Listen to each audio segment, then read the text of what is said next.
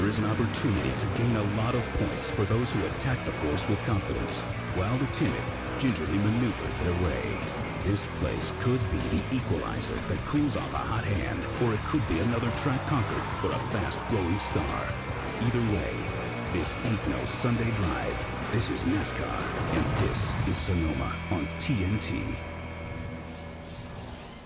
Welcome back to NASCAR on TNT from the vast countryside in Sonoma, California. Miles of vineyards make this one of the most popular destinations on the West Coast, but today they've come for the racing. Our expert, Larry McReynolds, is standing by. He has won more times here than any other crew chief. Larry, what do you know?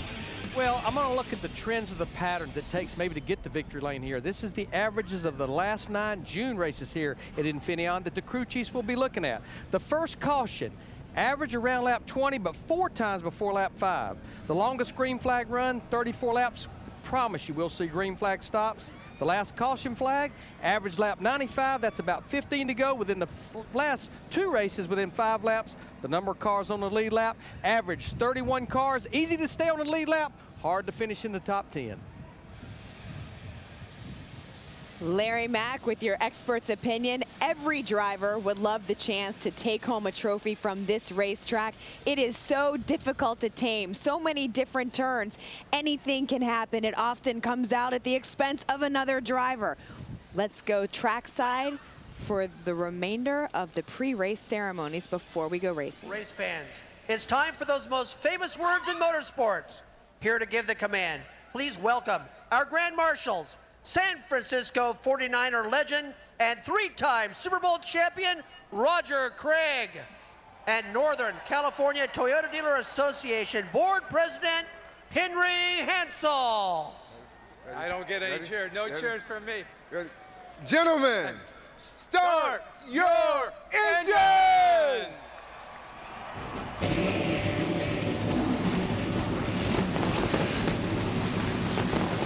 11 tricky turns, 110 laps around Infineon Raceway. When we come back, we're going racing. Our guys in the booth will take it over.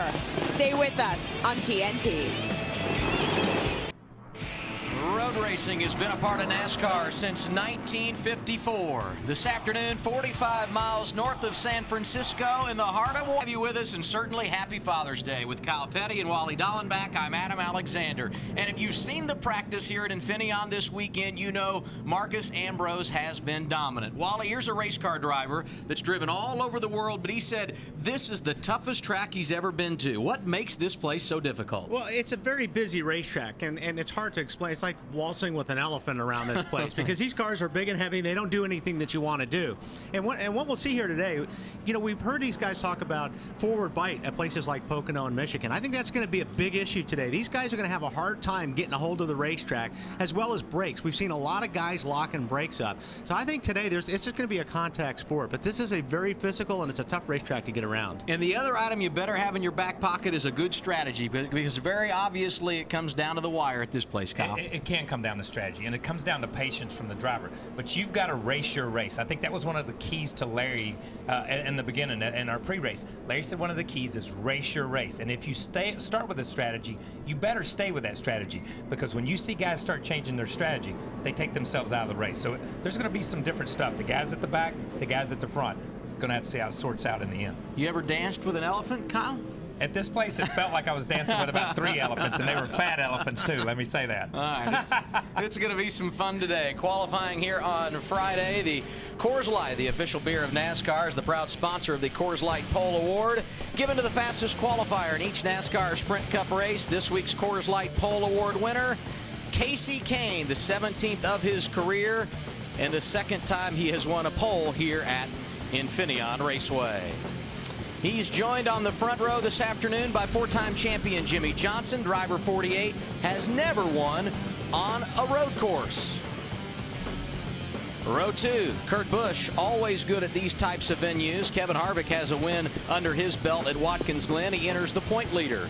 We talked about Marcus Ambrose. He's joined on row 3 by Jeff Gordon, who has 9 career wins on road courses. That's better than any other. The man who's been dominant lately when it comes to road course competition, Tony Stewart. He has won 4 of the last 10 races in NASCAR competition on road courses. He's got a good starting spot today, and he rides in a wave of momentum. Smoke enters today's race off of back-to-back top 5 finishes. Mark Martin, another driver who has experienced success on the road courses. And then there's Denny Hamlin. No wins for him at these types of facilities, but he has won the last 2 races in series competition. Montoya won here as a rookie in 2007, and Ryan Newman not bad in row 7 either. Robbie Gordon swept the road course events in 2003. A.J. Allmendinger, a top 10 here 1 year ago. We talked about the fact that Tony Stewart has a good starting spot up front and his momentum. Smoke comes in here after those 2 top 5s at Pocono and Michigan. The team is running better, and we shouldn't be surprised. This is the time of year when Tony Stewart really starts to put things together. He's been very impressive when you get to the summer portion of the season, as you see Kyle Busch deep in the field, Jeff Burton in row 15. Jan Magnussen, one of the 4 road course ringers in today's race.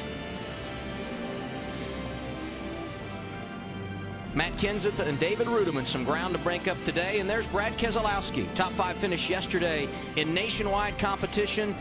He's hoping for luck in his first start here at Infineon today. Dave Blaney, shotgun on the field, rose in the 43rd position.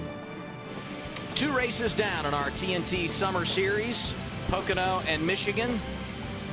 4 still to come, starting today here at Sonoma.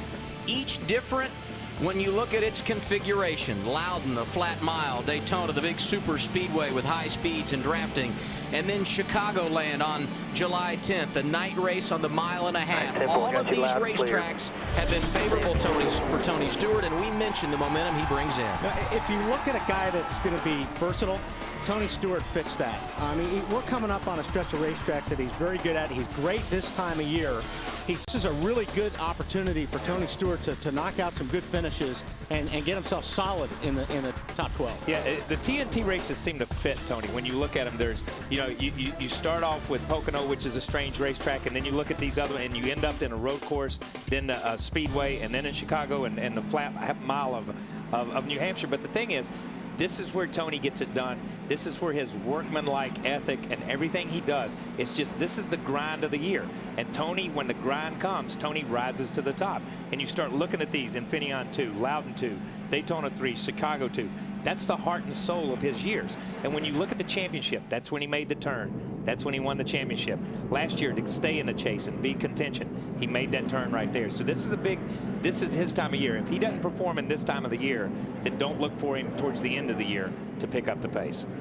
9 victories over the course of the next 4 tracks for Tony Stewart, and as you saw, 33 times he has won in his career from June on. Very impressive when you look at his total of 37 career victories. Time now to take one last visit down the pit lane. We begin with Ralph Shaheen. Adam, the first time Jimmy Johnson came to Infineon Raceway, he came at the age of 15 to go through a driving school. It was actually the first time he'd ever pushed the limits on asphalt. He's never won here, but he has led 30 laps. And Matt Yoakum, he's hoping to lead the one that pays the big money here today. Ralph, our championship point leader Kevin Harvick, he was the dominant road racer back in 2007, finishing 2nd here at Infineon, and then going on to win at Watkins Glen. I talked to Gil Martin's crew chief. He said, you can throw out history. Today is going to be all about strategy, and we've documented all the different tactics you're going to see today, fuel mileage, tires, and especially track position. But he said, our biggest advantage, Kevin Harvick behind the wheel. So smooth at every single point of this racetrack. Keep an eye on the 29. Marty? Well, Matt, no driver is hotter right now in the Sprint Cup Series than Denny Hamlin, coming off the back-to-back wins.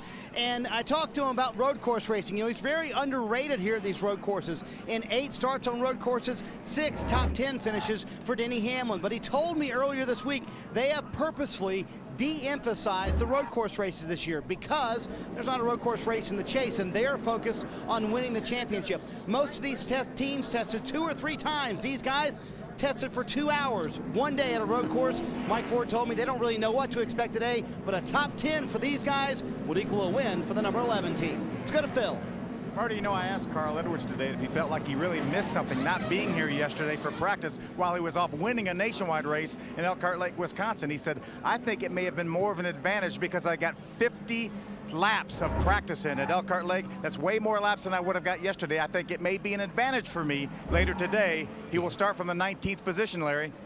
Well, Phil, a lot's been said about gambling, a lot's been said about strategy, and if you're one of those teams that's fighting to get in this chase with 11 races to go, you got to be a little careful how much you have to gamble. So much effort has been put into this road course race. Now, there's one team here, they've been the fastest in every single practice. They don't have a lot to lose. They are basically 30th in the points, well outside the top 12. This may be their best chance to get a road course win, and I think Matt Yoakum is with that crew chief. Larry back, it's Opportunity Sunday for the 47 team. Frankie Kerr, you're not going for the points, you're going for the win. How aggressive can you be here today in Sonoma? Well, we can be as aggressive as we want. You know, we got to watch our fuel. The tires fall off so bad here, but we're going for a win at this point in our season. We're going for it. All right, their best finish in Sprint Cup second. Remember, he won on a road course in the Nationwide Series. He's a stout road racer. Matt, now we look at our Burger King race analysis for this afternoon's event here at Sonoma. 218.9 miles. It is a 350K. 110 laps makes up that distance. 11 turns on this road course. Pit road speed 35 miles per hour. And our pit window, circle that. 38 to 42 laps. We are set to go green on a gorgeous Sunday afternoon in wine country. The front row, Casey Kane and Jimmy Johnson. Kane chooses the outside lane as we go green in the Toyota Save Mark 350. It's time to let him go.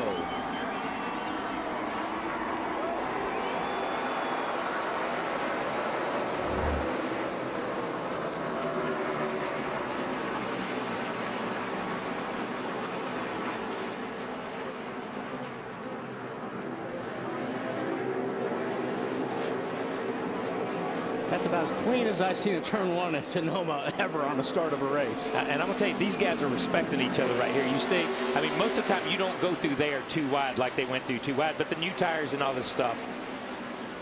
Wow. This is turn 4, the first hard right-hander, Jimmy Johnson nosing out on the outside lane.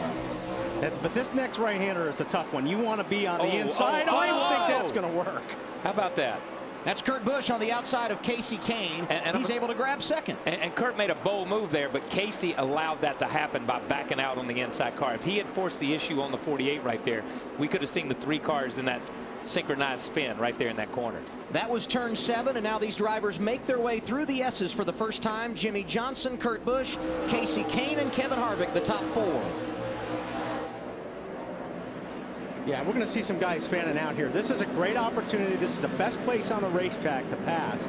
Is under braking here. See Montoya on the outside of Bobby Labonte, Truex on the inside, and everybody so far gets through clean. That was the battle back around 12th and 13th. But like you said, they're allowing that to happen. We're not going to see them they're not going to allow anybody to get away with that as the race unfolds. Oh, Newman with a bump for Denny Hamlin as they head to 1. And look how far he knocked Denny over. I mean, Denny's all the way out of shape right there. That's amazing. I think that's a funny place. That's a shift point right there. And it looked like Hamlin kind of rolled out of it before Newman anticipated that. I don't think Newman would have got into him that early. Boris said you saw him in the 26 car, but out of shape. Contact with Paul Menard. He's a driver that you always watch when you come to a road course event. And here's Elliott Sadler trying to get underneath Paul Menard. And like I said, you really want to be on the inside coming up to this next corner because there's not a whole lot of grip on the outside here. So if you can set yourself up coming out of that corner and dive underneath somebody and outbrake them without locking up the brakes, it's another great place to pass. And that was a great example because you saw the 19 get under the 98 and the 33 was able to take advantage of those guys going through there, carried that momentum onto the inside. See Elliott Sadler on track. More on driver 19 with Ralph. Well, problems early for the 19, Adam. He's struggling with first and second gear. And Wally, as you know, you got to have a couple of those lower gears to get the good pull up off some of these slow turns like this one at 11. Yeah, no question. You need them all, Ralph. You're right. If you're having gearbox problems now, I think that's going to be something that's going to develop into something worse because they normally don't get better. Yeah. One thing about race cars, they don't fix themselves.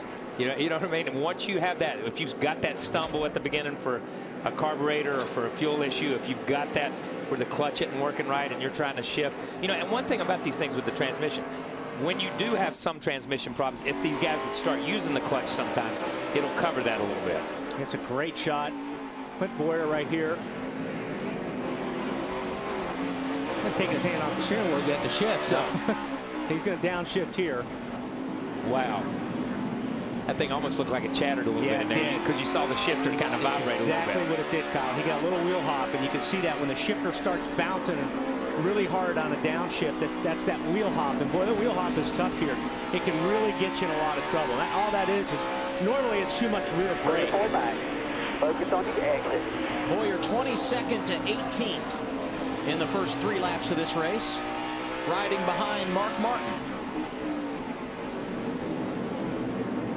Behind them, Elliott Sadler trying to get underneath his teammate Paul Menard. Tell you That's what, the battle for 19. Yeah, for gearbox problems, he's at least moving forward. Jimmy Johnson continues to lead. He qualified 2nd today, but got the inside lane at the start because pole sitter Casey Kane chose the outside. And you look at a guy like that, and Paul Menard's got a lot of road course experience, and Elliott. All these guys come in here thinking they're not good road racers, but a lot of them have gone through the schools. A lot of them, a lot of these Cup drivers have gone through like a Bondurant school. I mean, which is it's a great place to teach you some of the things, little bit tricks that you need to know on a road course. Because a guy like Marcos Ambrose, he's going to come with all that experience. Yeah. But those schools really help these drivers. I mean, both my sons have been through that school. It's the little things you can pick up, trail braking and things like that you don't know about, because you only come here on a road course twice a year. Yeah, and the other thing that makes you better is racing against Boris Said, is racing against Marcos Ambrose, is racing. When you start racing against guys that are a lot better than you, then you're like, well, my God, if they can do it, I can do it. But how are they doing it? And that's the thing. And when they go to these schools, they pick up, they go, oh, Good that's point. what he's doing. You know what I mean? Yeah. So it really accelerates them. And there's a shot. Yeah, but that's a little shot from down under right there into the back bumper. So that was nice. And in many ways, these drivers who call themselves road course experts have been their own worst enemy. We heard here over the weekend Marcos Ambrose talking about maybe sharing too much information, and he did it in a joking way, but those guys have been helpful to the NASCAR regulars. The biggest thing with a guy like Marcos, when you come on a road course, you have to attack a road course every single lap. Yes. You can't ever get into a situation where you're just running a race pace. You have got to drive this racetrack like you hate it every single lap. And that's the little bit of a difference between these guys and some of the guys that aren't used to running every week. Kevin Harvick able to jump around Casey Kane, the point leader, up to 3rd, couple of spots behind him. Jeff Gordon, Marty. And some good progress, Adam, up from 12th right there. Gordon's made some early progress in the race. And this is the part, actually, of the race he told me he was worried about. He said, in practice yesterday, we weren't very good on new tires. So that's what I'm worried about. He said the long run, that's where I think we'll be good. And Kyle Wally, it's going to come down to a long run, because the theory is you pit as quickly as you can for the final time, and you've got old tires at the end of the race. There's Ambrose mixing it up, fellas. That's an aggressive move right there. Because I think we've been watching the 24 kind of protect that inside, but Marcos was not going to have any of that just then. He wanted that position. He wanted it bad. Matt? And KP, like so many other people, everyone chasing that forward bite issue through the practice session, but Ambrose, he by far had the best car first in every session except for qualifying. Smokes that left front trying to overtake the 9 of Kane. But when you look at this race in Watkins Glen, and Wally, you came from a road racing background when you came to stock cars. Do you put too much pressure on yourself sometimes, knowing that this is one of those money races for you, or it should be? Matt, I don't think you put any more pressure on a certain racetrack than you do any racetrack that you go to. But you're right. In Marcos' situation, all his sponsors are here this weekend. This is the best opportunity to win a race. So, there is a little bit of added pressure, but a driver puts so much pressure on himself anyway that, I don't think he feels throws it anywhere or another. But Marcos is you could see how aggressive he is right there. The thing he's got to be careful on moves like that is not locking those tires up too often, because if you keep dragging your front tire under braking, you're going to flat spot those tires.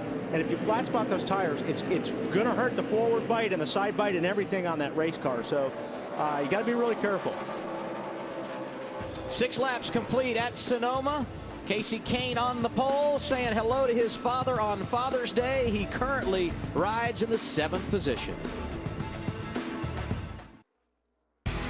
The Toyota Save Mart 350 on TNT is brought to you by Frost Brewed Coors Light, the world's most. Turn shaving into gliding and skeptics into believers. By McDonald's, I'm loving it. And by AT&T, rethink possible. One of the great venues in all of NASCAR, Infineon Raceway in Sonoma, California. We're 45 miles north of San Francisco and underway today in the Toyota Save Mart 350. And you have less than 20 laps to go to NASCAR.com/TNT Million and sign up for the $1 Million Fan Challenge. Last week at Michigan, we had a lot of contestants. We had someone pick all 10 drivers correctly, just not in the correct order. This can be done. Someone will enhance their portfolio before this summer 6-pack is over. If somebody does it here, they earn that $1 million. What do you mean here? Here. If they do it anywhere. No, but I mean impressive. here is you're especially right. hard. You're right. To play the game, visit NASCAR.com/TNT Million, and you too could win up to $1 million. If you can pick 10, you should at least get a T-shirt and a hat. Yeah. I don't care, man. A race buddy shirt. Think about it, a race buddy shirt. At least a T-shirt. Think about that. I mean, that is truly amazing. And you know, this is one of those places. It's a wild card, kind of like Daytona and Talladega. You never know what's going to happen on that last lap. Jimmy Johnson, the race leader, he started second today. Got around pole sitter Casey Kane on the opening lap, and he is now pulled away from second place Kurt Busch. 4.2 seconds his advantage there. And you see Greg Biffle on track. Driver 16 started 9th, and Phil, he's up to 7th in the running order. Yeah, Adam, while we were away at commercial break, he was able to get by our pole sitter Casey Kane. Greg Biffle has a couple wins in the Truck Series on road courses. 4th, his best finish here, has not said one word on the radio. The guys keep telling him your lap times are really good. You look to be a little bit quicker than Tony. Keep it up, save our stuff. A 4th place finish here a year ago, and now we have problems. Harvick. Point leader Kevin Harvick and Jamie McMurray together. No caution yet. Wow. And Harvick was running in the top 5. No, that's just Boyer. That's Boyer. That's a strange place right there, too. From the rear, the car looked exactly like the 29 of Harvick. Yeah. Both drivers pull away, and now we get our first caution of the day at lap 10. That's not a place you usually see unless somebody's forcing an issue. Yeah, that's exactly what happened. And it happened to be the 43 maybe forced the issue. Oh, it gets the 43 gets up on the curb. See the tire marks on the door there. And then the one gets hammered by the 18. 18 and turn. Oh, look at the 19 in those guys. So the 2 innocent cars in that whole deal are pointing in the wrong direction. The wrong direction. Now you ride with Clint Boyer. And watch, it's hard to see here, but right here, the 43's up on the curb. And then you see him turning sideways. That was kind of past the curve there. Yeah, look at Busch. Oh. Kyle, heavy damage. Wow. Now we ride with McMurray. Coming off of turn 7 down to the S's. Right in front of you. Oh, he's got some damage there, doesn't he? Yeah, that's big damage. Heard the spotter say right in front of you. By the time he got that message, the damage had been done. The spotters here, this is a tough deal for a spotter to really help you in a situation like that. Oh, look at the grill on that. You know, Kyle Busch has had a tough weekend. He started 27th. Yeah, not a good qualifying day, and he was off track twice yesterday in a happy hour. And that's why that is why qualifying is so important on a road course, because you get back there with guys you're not used to racing with, and things happen. It did look like Kevin Harvick from the back. For all you Harvick fans, breathe easy. The point leader riding 3rd. Jimmy Johnson leads under caution at Infineon.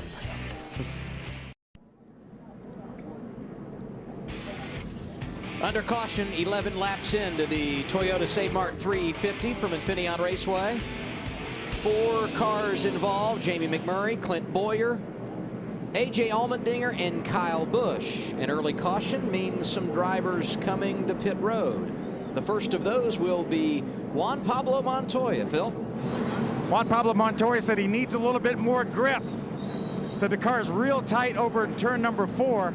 Brian Patty going to put 4 tires on this target car. Todd Berrier and Jeff Burton, big debate about whether or not they should come fill the car way too loose for Burton. They're going to go down 1.5 rounds on the track bar. Todd Berrier's decision is because of tires. They think that'll play a factor, Matt. Our pole winner, Casey Kane, already going to work on the left side. His car absolutely plowing.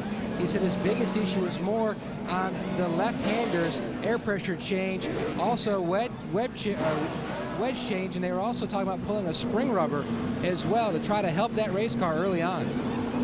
You see that? I wonder if Casey's got a problem there with, I don't know, maybe he just couldn't get it in gear, but it looked like he was having a hard time getting it to go in first gear. Yeah, and a lot of these guys have changed that first gear where they use it on the racetrack. Yeah, so it's long. It's such a long gear that it is hard, man. It's hard to get out of the pits, and you're just on that clutch, just grinding it. Montoya, the first off of pit road, as you saw. Wally, Kyle, you mentioned Casey Kane on the pole, falling to 7th. He pitted as well. He was the second to leave the pit lane. We'll reset the running order in a minute as they continue to work on Clint Boyer's car. It's time now for our Aflac Trivia Quiz.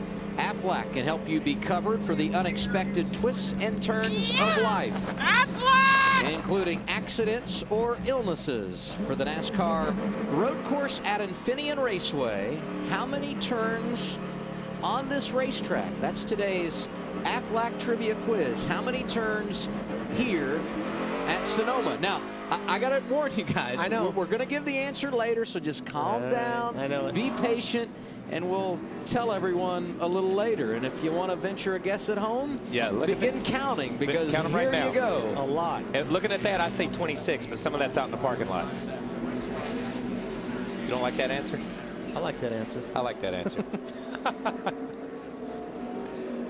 A few penalties handed out here under caution. Joe Nemechek penalized by NASCAR, and also Jamie McMurray and Clint Boyer. Both those drivers, of course, involved in the accident that brought out the caution.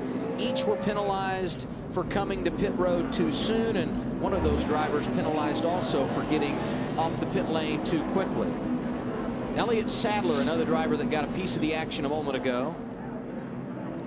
And Kyle Busch, who came to pit road, has since taken his Toyota behind the wall. It's been a rough weekend from start to finish for Kyle. That splitter, the way it was pointed, which was up, is not good. They really got to do a lot of work on that nose and get that splitter down, because it's real important here. The restart will come at lap 13. The race leader, Jimmy Johnson, elects the outside lane. Kurt Busch on the inside, back green here in Sonoma. Wow, great start for the 48. That's the way you want to restart. It's get out in front and have that whole turn 1 to yourself. Marcus Ambrose able to jump by Kurt Busch for second as they make their way through turn 2. You got to give a heads up. Oh, some more contact there. More contact. These guys are just clobbering each other. Looked like it was Bobby Labonte was in there. I'm not sure who else it was, but Denny Hamlin between Robbie Gordon and Juan Pablo Montoya into turn 4.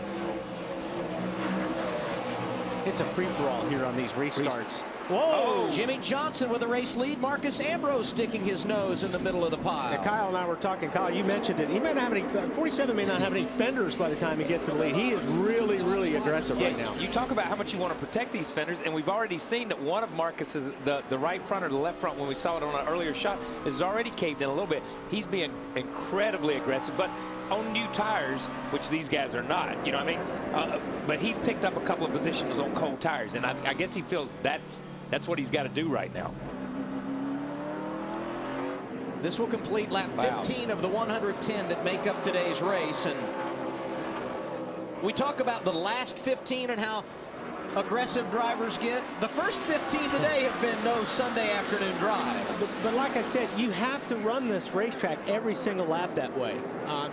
The guys that run good on these road courses are they're attacking the track every single lap. That's how you have to do it on a road course. How impressive was Jimmy through that final corner? I'm not going to name it because that's the Aflac thing. Yeah, that's a question. So that's a an question. answer. Yeah, that's an answer to a question. So I'm not going to name it. But I mean, he pulled away from Marcos coming off that. That's forward grip right there. You saw Jimmy just scoot away from Marcos right there. You hear Marcos downshift right there. And that's going to be the key, I really feel, Kyle, today, especially when these guys get on these long runs. That forward bite is going to be so important. And right now, these two guys look like they have it. Yeah, Jimmy's definitely got it right now. You can see, I'm going to tell you, when he gets that thing pointed in the right direction, it's moving forward. And that's so important. You just sit there spinning the tires. I don't care if you got 1,200 horsepower, whatever it is. You're not going anywhere. Had a report Jamie McMurray, who was involved in the first caution, had gone around on the track again. Tough break for him, who still had his eye on making the chase. Here you see what happened to Jamie. This just after the restart, top of the hill. Yeah, and that's... It didn't look like he had anybody behind him, but... It's hard to say. They scattered so much, Yeah. you know, whether he got tapped or whether he got up on that inside curve and it just got away from him.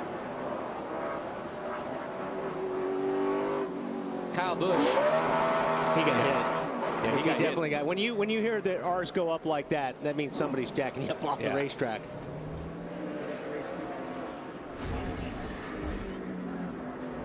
Johnson's lead 1.10 seconds over second place Marcos Ambrose. And here you see Juan Pablo Montoya. He pitted at lap 12 and already on quite a rally since we got the green flag, Larry. Well, I think this has been the story all weekend, and I also believe this may be what changes the way these guys run this race right here. We saw Tire give up in practice yesterday at about 2.5 to 3 seconds from lap 1 to about lap 15. I honestly believe 4 fresh tires may outweigh a full tank of fuel in doing this on 2 stops. Yeah, you know what, Larry, I agree with you on that. In fact, I'm surprised that more of the leaders didn't come in to come and get down to get those fresh tires, because they are so important here this weekend. And that's right there. That's the difference between grip and no grip. Yeah, he's coming up through there because he knew when he got down in the corner, you can go, you know, and grip works both places. Grip works coming up out of the corner, and it works going into the corner. When you know you can lean on those tires on the brakes, and they've got some grip in them, you go a little bit deeper. And Juan just was able to outbrake the 39 car of Ryan right there. So Montoya around Newman puts him up to the 9th position. You saw the graphic. He restarted 14th after the pit stop. He's got to feel good about where he is, Phil. He sure does. I talked to Brian Petty this morning, Adam, and he said that, you know, traditionally we talk about pitting twice here. He said, I think the tires are going to matter more. I think this is going to be a 3-stop race for us. We're not out of this chase thing. We can't take a chance on running out of fuel on multiple green-white checkers, so we may do a little bit different pit strategy, at least pit 3 times there to make sure we have enough fuel in case it goes overtime. And Phil, the benefit for Montoya, not only does he feel like this is a place where he can take advantage and gain some points because he has won here in the past, but we've already seen Boyer and McMurray, 2 drivers in a similar point situation trying to get into the chase, have problems today.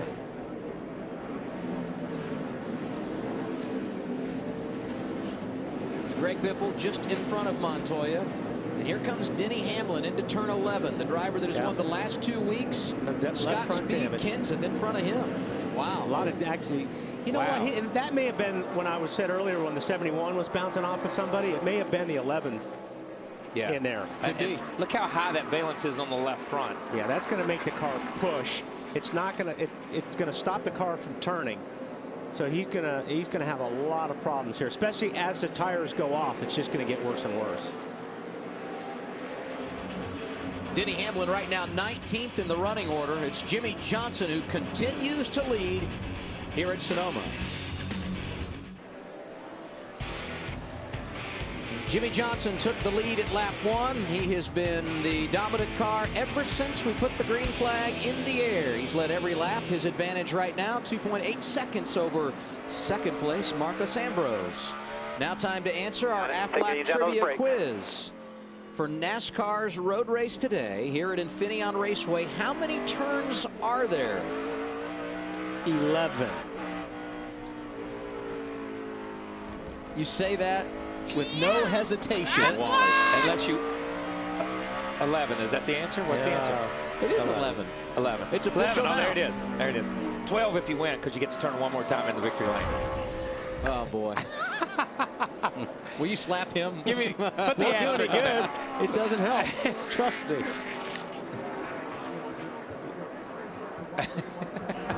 Some would say 12. Some would say 10. I rode around this track yesterday with Wally. How many? counting the turns was the least of my concern, let me tell you. And I hate we didn't have that footage because we had it from outside the car and it looked exciting. There's Jeff Gordon. He went around Kevin Harvick while we were away, so driver 24 is up to 5th in the running order, but it's his teammate who continues to lead, Ralph. Yeah, you know, Jimmy Johnson hasn't pitted yet. He said he wanted to stay out because he was feeling like the car was starting to slowly come into him where he liked it. Sure looks like it's running pretty good early on in this race. The one thing he did say was he was starting to feel like maybe he was losing a little bit of forward bite. But I'll tell you what, before they gave the command to start engines, every driver in the field would have told you he was already losing forward bite today. That's exactly right. This is a track that Jimmy Johnson has had success at, although he has not won on a road course. He's led 4 of the last 5 races here. Best finish for him, 4th 1 season ago. He is just, I've just been watching him this last lap. When he gets pointed straight, he is not getting that car sideways at all. He's almost waiting till the car gets straight before he gets on the throttle. Yeah, and that does 2 things. Obviously, it protects the tires because he's not buzzing the tires off of them.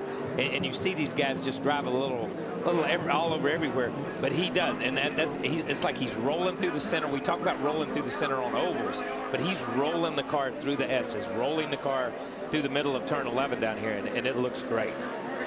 Ambrose has been aggressive in the early going. Started 6th up to 2nd, Matt Yoakum. And if you don't have Marcos Ambrose as one of your TNT $1 Million Fan Challenge picks, you've got less than 6 laps to put him down. He currently runs in the 2nd position, about 3 seconds back of leader Jimmy Johnson. He says the car needs more side bite and a little more forward drive off. The car is loose in the S's and tight in the slow stuff. And his spotter says you're giving up way too much from the center of 2 down through turns 3A. So they're already working on air pressure, maybe one other adjustment when they make their first stop. But so far, so good for the Australian. You know, and that's good stuff from Matt, because here's the deal. We used to come here many years ago, and there was almost, you looked at 2 types of the racetrack. There was the top of the hill, where the really slow corners, and then there's the S's, which are the really fast corners leading back down to the stadium area or to turn 11. And it was like you could get guys that were really fast at the top of the hill through the slow corners, but they struggled through the S's. And then you'd get up on somebody who would just kill you through the S's, but you'd run all over them through the top of the racetrack. So it's one of those racetracks that's a little bit of compromise. Here's the 11 just getting beat all to pieces, man. Again, the 09 runs into him as they come around the corner. That's Jan Magnussen in the 09. Puts Hamlin back in the 29th position, and here's the reason why he's struggling. The damage picked up in this exchange. And there you see the 71. They all turn in. This is not a 3-wide racetrack anywhere, is it, Wally? No, it's not. And you got in the back of Boris there pretty hard. That's where the damage came from. And he is, you can tell he's struggling because he's going backwards in a hurry right now. So Hamlin, who's really had some nice things going, had never won on a road course, but his career numbers here impressive. Today, falling through the field as Brad Keselowski drives around him. Jimmy Johnson trying to make up some ground on the leader. He has the advantage. 22 laps complete.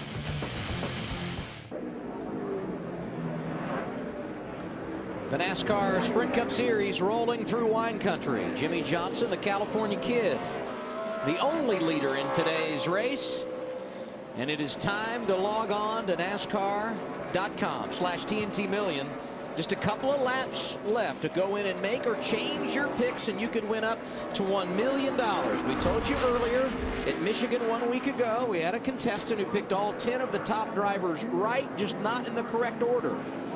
You could win up to $1 million yourself. Head to NASCAR.com/TNT Million and play the game. Hey, 24 is on the move. Yeah, just moved into 3rd spot. And you saw him when he came off of turn 11 back to the start-finish line. The 2 car just working up off the corner, and the 24 was just straight. Yeah, these guys, the Hendrick cars look so far to have the best forward bite of the field, and it really shows. Saw Montoya right behind him And then here's Jeff Burton. He didn't qualify well here on Friday. Was the first car to go out in qualifying, in fact, but he's up to 11th, and he's one of those drivers that pitted at lap 12 and got tires. And he's one of the guys in practice that was one of the fastest guys, the top 3 or 4 guys in practice almost every practice. Marty? Yeah, KP, they have been fast all weekend long, and I talked to Jeff this morning. They really felt like that draw did not help them in qualifying, and Jeff also said I didn't lay down the best lap either. But they've been fast. They're one of that group. They pitted with Juan Pablo Montoya and others at lap 12, and Jeff said they actually have made the chassis a little bit worse, but they're still going up through the field. That's what tires are going to mean today. Todd Berry already knows that. They will plan to pit with everybody else. Marcus Ambrose has hit pit road, guys. This would be a scheduled green flag stop strategy that they have put together. Matt, tell us what's happening. And as he pulls to a stop, the 47 crew goes work. Now Frankie Kerr is going to try to fix this race car. We documented the different issues at the different parts of the racetrack he's fighting, both the S's and the tight corners, how it's both a little bit tight, but he's got forward bite issues. Air pressure change as well. They were calling for a wedge adjustment. 15.9 on the first stop for Ambrose. The pit window here somewhere around 40 laps or just north of there on fuel. You pit at lap 26, a 110 lap race. That would tell you that Ambrose has to come 2 more times. Is that their thought process here, Larry? Yeah, I think we know Frankie Kerr's strategy right now with that 47 car, because the window just opened. If you want to break it down and do it in thirds, you needed to come about lap 26 or 27. Now, if we see teams go to about lap 30 to 32, we know that those teams are looking at trying to do this race on 2 pit stops. And guess who's back? TNT Race Buddy. Log on to NASCAR.com now and watch up to 4 live camera angles at once with a TNT Race Buddy Mosaic View. TNT Race Buddy on NASCAR.com. Robbie Gordon's starting to show a little bit of muscle too. I've been keeping my eye on him, and he's been picking his way up slowly but surely, but he's moving in the right direction.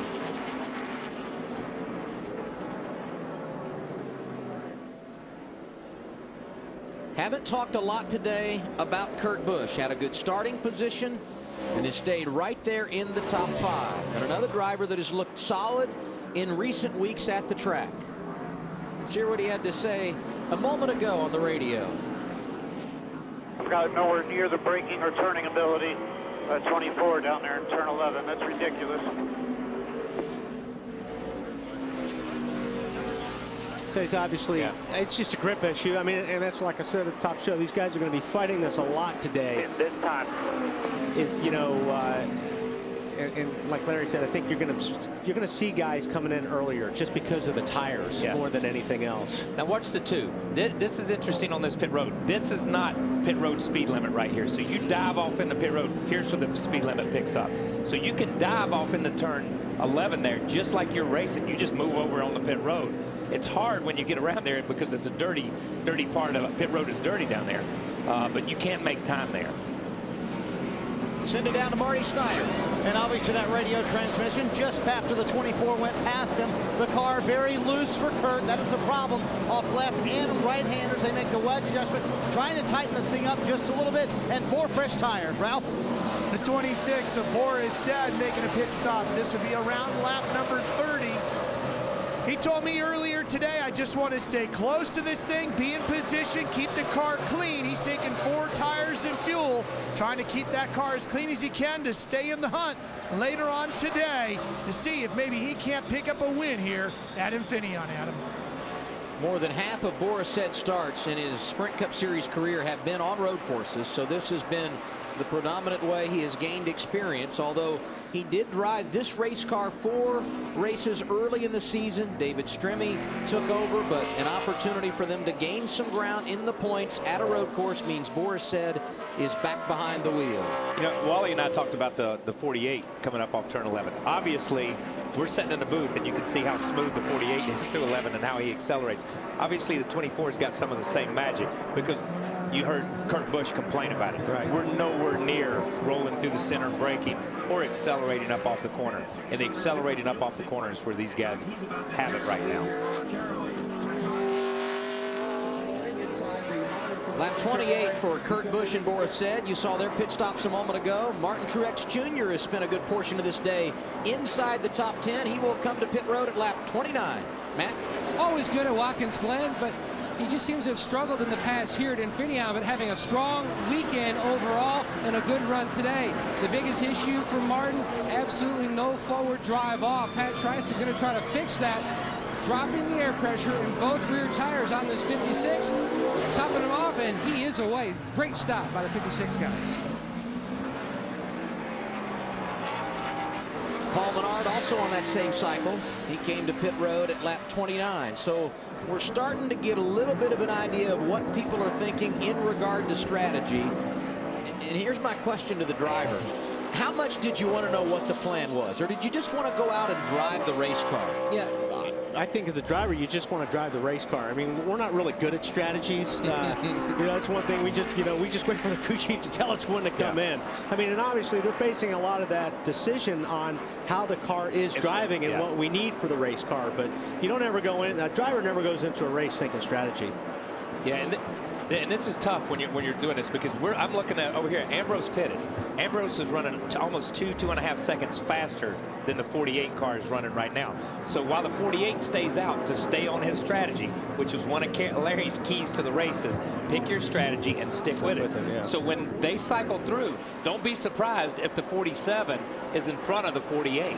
You know what I mean? Because right now he's picking up almost 2 seconds a lap. And you saw the Gillette Young Gun driver standings. Casey Kane, the best of those right now, started on the pole, currently 6th. He has already made one stop today under caution at lap 12. Here you see him on track going around Kevin Harvick. Fans, be sure to try out the new Gillette Fusion Pro Glide Razor in stores now. Mark Martin is in. Matt? So dominant back at Watkins Glen when he used to drive for Jack Roush. His stop already completed, though, in the 5 car. His complaint, loose air pressure change. Alan Gustafson trying to fix this 5 machine here today. Just lacked overall grip. Pit road speed here, 35 miles per hour. You saw Greg Biffle coming in for a stop a moment ago under green. Too fast, the word from NASCAR.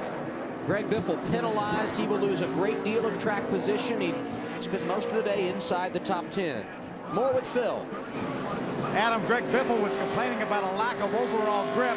They were going to take air pressure out of each tire. At the last second, Greg called it off. Unfortunately, Marty, he's given up all the track position with that penalty. Phil, Jeff Burton did not like the last adjustment they made on this car, so they're undoing the track bar adjustment. They're going to try and fix this loose condition that they've had all day long with an air pressure adjustment and 4 fresh tires. Again, the 2nd stop for Burton already today, guys. Marty referring to the 2nd stop. He was in at lap 12 under caution. Here's Joey Logano. Ralph? You know what they did with this number 20 car? I spoke to Greg Zipadelli this morning. He said, you know, we had to make a decision that we were going to go with a race car that maybe wasn't as comfortable as Joey would have liked it, but it might be faster. So they're actually running a setup that's similar to what they did about 4 years ago. Matt, as Joey is away after a 4-tire fuel stop. And the 39 of Ryan Newman also away, finished 2nd at the Glen, trying for his first road course win. They dropped the rear air pressure and made a track bar change. He was running 13th when we started seeing different cars peel off to make this round of stops.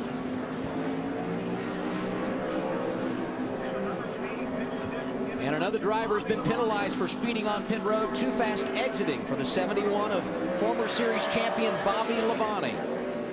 A number of drivers have made their pit stops here under green. A few came under caution earlier at lap 12. Jimmy Johnson has not been to the pit lane. Neither has his teammate Jeff Gordon, who rides 2nd right now. Juan Pablo Montoya did come down pit road at lap 12 under caution. He currently rides 3rd. Here's Casey Kane, Matt. And Kane and the 19 making their 2nd stop on pit road, still battling just the tight condition, making another air pressure change as well on the 9. Meanwhile, our championship point leader, Kevin Harvick, he is in. He just needs a little bit of help on exit route. Joe Martin went down on the air pressure on both rear tires. Out here comes Dale Earnhardt Jr. He pulls into his pit box, which was pretty slippery from some fuel and oil left on the ground. He's looking for forward bite. Car's a little bit loose. 4 tires of fuel. The call from crew chief Lance McGrew for the 88 of Dale Earnhardt Jr. I tell you, Wally, here's another driver that has got the door opened up a little bit in regard to points. We talked about Boyer having his issues earlier. if Earnhardt Jr. can just have a nice day, he doesn't have to go out and try to win the race, he can really make a move in the standings again. Dale Earnhardt Jr. exiting at lap 33. Here comes Montoya for his second stop, Phil. Yeah, lap 33, Adam. No changes on this target car. Brian Patty said your laps are as good as anybody out there, Marty. Jeff Gordon tied off the right-handers loose off the fast corners. They're going to do a wedge adjustment to tighten them on the right-handers, and they're going to do an air pressure adjustment to fix the loose exit off the other corners. 4 tires and fuel for Gordon, who ran in the top 5 that entire run, Adam. He was second when he elected to come down pit road, riding behind his teammate Jimmy Johnson. Has led every lap here today. Wow, look at this. Now, there's a big difference in pit road speeds right there. Somebody's... Yes, there is. That's going to be interesting to see both those guys. Wow. Because actually, Montoya passed him on pit lane. Road. Yeah, and you know Jeff's screaming on the radio. Yeah. Yeah. You know, do we have a wrong reading? Do we have a wrong reading? You know, that'll be interesting to see if anything comes out. Because if Montoya does not get a penalty, then Jeff knows his number's off. Yeah. And you set those on the pace lap. You know, behind the pace car, you set the pit road speed there. And there's our leader hitting pit road. I don't think I would touch anything on that car. 4 tires and fuel. First stop of the day at lap 34, Ralph. That was about the most uneventful first 34 laps I've ever seen a leader have. So calm, cool, collected on the radio, but all the way around the team, no changes as you would expect. 4 tires and fuel, no worries with this crew. Away he goes. And that was just solid right there. We've seen them have some glitches and some hiccups a little bit. That was a solid stop by that team. Tony Stewart, the new race leader. And Smoke has not yet made a pit stop. Now, there are some drivers behind him who have not made a pit stop here under green, but those are the drivers that came in under that only caution at lap 12. And here's Denny Hamlin, Marty. Finally here, and Mike Ford and Denny Hamlin had a very long conversation about how they could fix the left front of this race car, Adam. Mike told Denny the only way we can do it correctly is under caution. So on this stop, they won't be able to do much with it. They're going to try and bang it down with their hands as best they can. It is still secure. You see the NASCAR official with a thumbs up saying everything's okay. The hood pins are still in, but clearly that hurting Denny Hamlin's speed a bunch. It does, and I think a great call by Mike Ford and those guys to say we can't fix it under green. We got to do it under caution. What this stop did, though, it allowed them to look at it, to get the stuff together so they know how to fix it now. They know where it's bent. They know what they've got to hammer down. You saw them beat on it. You saw them shake it. They know what's loose. They know what's solid. So they've got a lot more information for fixing it after that pit stop. And these laps are so long under caution that you can do a lot of work on a car under yellow and not lose a lap. Tony Stewart has scored more points in road course races over the last 5 years than any other driver. 10 races in that span. He's won 4 of them. More top 5s, more top 10s. He's led more laps. He's been the guy to beat at these kinds of tracks in recent years. And he's been very good lately. Back-to-back top 5 finishes have him inside the chase for the first time in a while. You know, Kyle, you hit the nail on the head there, because once this thing cycles out, Ambrose is going to be in front of the 48, and it all had to do with the tires. With the tires. It has to do with tires, and it has to do with pitting early or pitting late. Sometimes we see guys get past, and you say, what happened? Bad pit stop? It's not a bad pit stop. These guys are just faster, and tires are a huge issue here today. I don't think, you know, we've heard it during the week, and these guys have talked about drop-off. But, I mean, as fast as these things are when they're new, you can't afford to let a guy run too many laps, because you can have 4 seconds on him, and it's evaporated in 2 laps around here. If you're 2 seconds a lap faster in 4 or 5 laps, that's a ton. I mean, you know, it's 10 seconds you're going to gain on somebody. And we laugh about it all the time as we see the 14 come down pit road. The best place for a driver to pass is on pit road. Yeah, let your crew help you, man. Let those guys make a strategy and let them help you make it easier for you. Tony Stewart going to come down the pit lane for the first time this afternoon. Under green at lap 35. Let's follow the stop. Marty Snyder. Yeah, last of the leaders, Adam, and Darian Grubb and I talked this morning. This means they may pit last on that second stop as well, meaning a little bit fresher tires. 4 tires for Stewart, who wanted no chassis changes. Phil? Marty Carl Edwards came in on lap number 12 for his first stop. This stop, a little bit of an air pressure adjustment. 4 tires for the Aflac Ford. Edwards a winner yesterday in Wisconsin at Road America, NASCAR Nationwide Series competition. It was his second consecutive road course win in that series. And now our leader, Matthias Ekstrom. First Sprint Cup Series start here today. He pitted at lap 12. When things cycle through, it should be Marcus Ambrose back out front. You're watching NASCAR on TNT. You're watching live coverage of the Toyota Mart 350 from Infineon Raceway in Sonoma, California. NASCAR fans, your vote helped determine last week's rank from Michigan. Jeff Gordon is currently in the lead with Dale Jr. and Jimmy Johnson right behind. Be sure to cast your vote for the AT&T Fastest Pit Crew. You can do so from your AT&T phone. Text the car number to 2258. For the crew you think is the fastest and most valuable. TNT will reveal the standings each week, so make sure to vote. The AT&T Fastest Pit Crew of the Year award brought to you by AT&T, the nation's fastest 3G network. You saw Jeff Gordon on our AT&T watch there. Here he is leaving pit road moments ago. Wally, you and Kyle talked about it. Montoya passing him on the pit lane. So what did Gordon say? Did that 42 just pass my on pit road? Yeah, you know, these guys set it. They can figure out how to set what RPMs you are and what gear for pit road speed. And that's probably a more accurate way to do it for the team to do that. Because, as you know, Kyle, sometimes when you're trying to do it behind a pace car, it stacks up and you never get a really good reading. Yeah, we always used to do it behind the pace car. Now these teams, they take the gear ratio, they take the transmission ratio, whether you're in first gear or second gear, and they give the driver an RPM band. Jeff said, they reported earlier that Jeff had said, man, when I was out there behind the pace car, the red light was on, which meant he was over that band, whatever he thought. So Jeff backed it down. It was not that the 42 was speeding. It's Jeff's RPM band is wrong. Don't look for that to happen again, because he's going to pick that RPM band up because he thinks it's 3,900, 4,000, 4,100, whatever that number may be. That's just a miscalculation. Jeff didn't want to get caught early and take himself out of the race. So he did the right thing. They'll refigure it. They'll give him another number, and he'll go from there. Matthias Ekstrom continues to lead this race, but the battle for second heating up. We told you Marcus Ambrose pitted earlier than Jimmy Johnson. They run second and third. Ambrose actually got around Johnson in that cycle of green flag pit stops. I'll tell you what, that 48 has got some forward grip. Yeah, it's got some forward bite, and that's where he's killing the 47 right now, is when he puts his foot down on the gas, which is just a little bit earlier than the 47, he's got the grip. And I mean, you know, he just made it look easy, and Marcos is not an easy guy to pass on a road course. No, and we've seen Marcos be incredibly. Jimmy just run up behind him, went left, went right, and then just drove right back. Right there, him. you see that right there's the shot right there. When you, as soon as you accelerate, that 48 car yanks the 47 car, you know, a car or two car lengths, and that is where they are so good.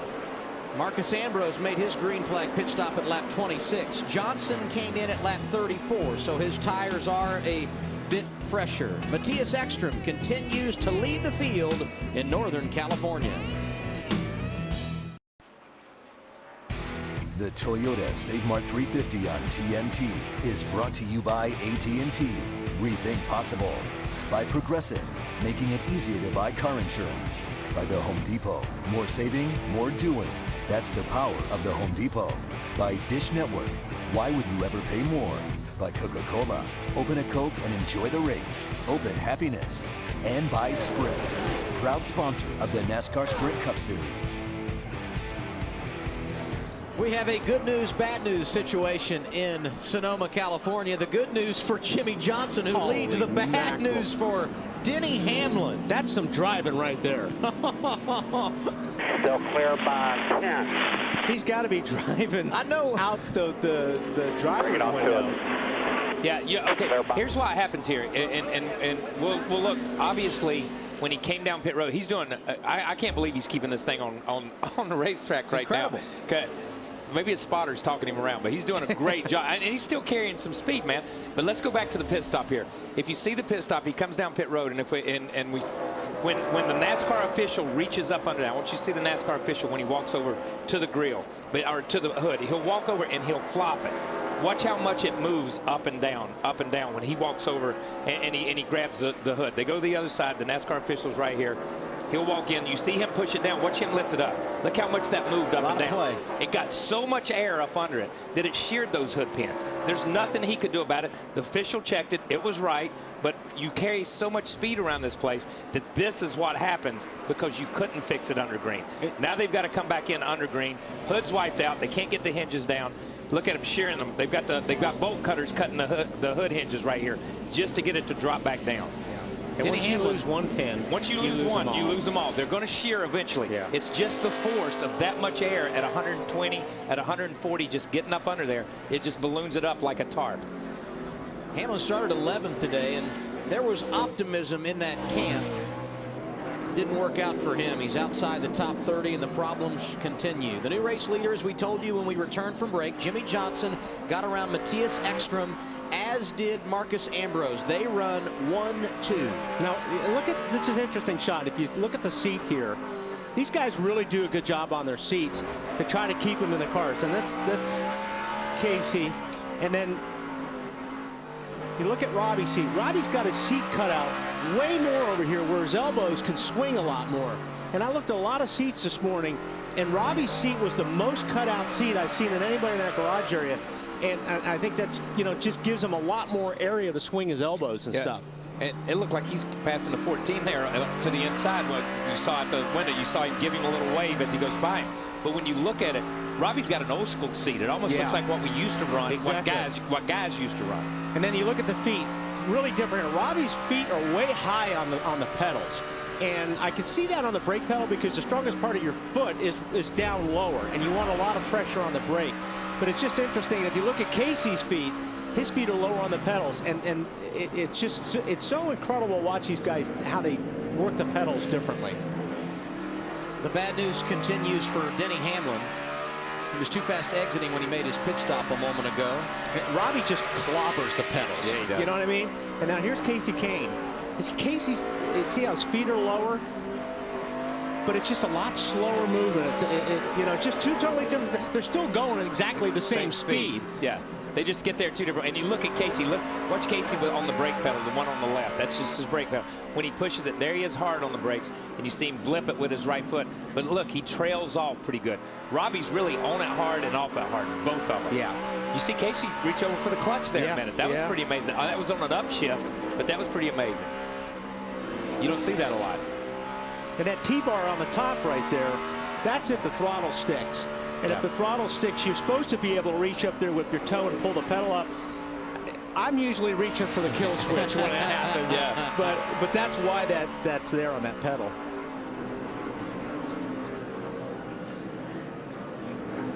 So we look at some of the comforts of what we see on track today. And for more on today's Haynes Comfort Zone, let's hear from Larry McReynolds. Well, look right here. This is a car from back in the mid-'80s, the 11 car of Darrell Waltrip. But I want you just to look at the cockpit of this race car. Look at the seat. Look at the steering wheel. Look how much room that Darrell had in that race car. But now we're going to spin ahead to 2010. When you look at our seat on our sport car here, the driver is almost in a cocoon. His head sits back in here, and it really can't move once it's in here. You even look down in this area right here. His legs are supported. He's just sitting in this little cocoon here where nothing can happen to him on a hard impact. If you go and look at some of the impacts that drivers have had, one of the reasons they stayed safe, yes, safer barriers, head and neck restraint devices, but mainly because of this seat and leg support system. Even if you go back in the day, steering wheels were bolted on. Today, they have this quick release that lets it go on, lets it come off. That's a safety item as well, guys. And another reason for all that stuff, it definitely safety's first, but it also holds you in the car. It holds you in place because you know, you can go around and run a couple laps and everything's fine. But after you've been in these cars for 25, 30 laps, you start falling out of the seat, literally. Yeah, and I'll say this. When I first started driving, the King said this: steering wheel's for steering, not for hanging on to. Don't hold yourself in the car with the steering wheel. Yeah. If you find you are, move your seat around and work on the car. I think Jimmy Johnson's comfortable right now. He's out front. His lead 2.3 seconds over second place Marcus Ambrose. Race 16 for the Sprint Cup Series in 2010. Making left and right hand turns through wine country. Welcome back to the Toyota Save Mart 350 with Kyle Petty and Wally Dallenbach. I'm Adam Alexander. Jimmy Johnson has been solid all day long. He leads Marcus Ambrose by 3.4 seconds. We go through the field, beginning with Ralph Shaheen. Well, absolutely nothing has changed with the 48. He's out front and he's dominating. They just keep telling him, be smooth, go easy on the tires, keep an eye on the fuel, save us as much as you can when you can. And if Larry McReynolds' numbers are right, he pitted around lap 34. So, Matt, he could be on a two-stop run here today. Ralph, a very solid run by corporate teammates Marcos Ambrose in the 47 and Martin Truex in the 56. Ambrose, when he was passed by Jimmy Johnson, Keith DeMike told Frankie Kerr, definitely need more wedge, which we did on the first stop. Also, he wants to throw in possibly a big spring rubber in the left rear to try to help more with forward bite. Meanwhile, the 56 of Truex back on lap 49 moved into third. Solid drive so far. On exit, needs a little more help. They made an air pressure change in the last stop. He says the car is better. Marty. Matt, Jeff Gordon sitting back there in the fourth position. He said they did not fix his biggest issue, which is tight on all the right-hand turns. Steve Letarte simply said, I'll make a bigger adjustment next time. Remember, Gordon much better at the end of these runs. So the longer they go, the more Gordon's able to move up through the field, Phil. Marty, Juan Montoya pitted on lap number 12. They put 4 tires on it and took a round of wedge out of it. He's a little bit tight in turn 4. They came back in lap 33, 4 tires and absolutely no changes, Marty. Behind Montoya is Kurt Busch in the 6th position. Not happy with his car. The place he's getting beaten the most is entry in the corner, especially top of the hill, turn 4 and turn 7. That's where he's getting beaten. In a road course, you can't be beaten into the corner. Another problem to keep in mind, on restarts, the car starts to sputter. Matt? A solid weekend by Kevin Harvick and also his KHI conglomerates. His car had a good run up at Elkhart Lake on yesterday. Also, Harvick is sponsoring Californian Jason Gore in the Pebble Beach PGA Golf Tournament. He made the final cut and is playing today down at Pebble Beach while Harvick is playing up here, currently running in the 7th position. He said car needs a little more help on exit. Meanwhile,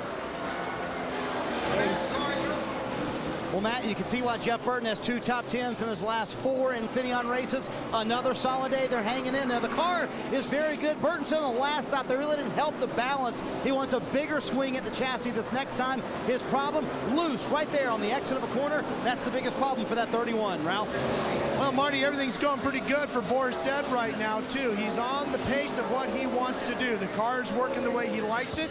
No major changes. He told me today before he crawled in the car, I just want to keep this thing clean, be within sight, and then the last 20 laps, Larry McReynolds, that's when he's going to push hard.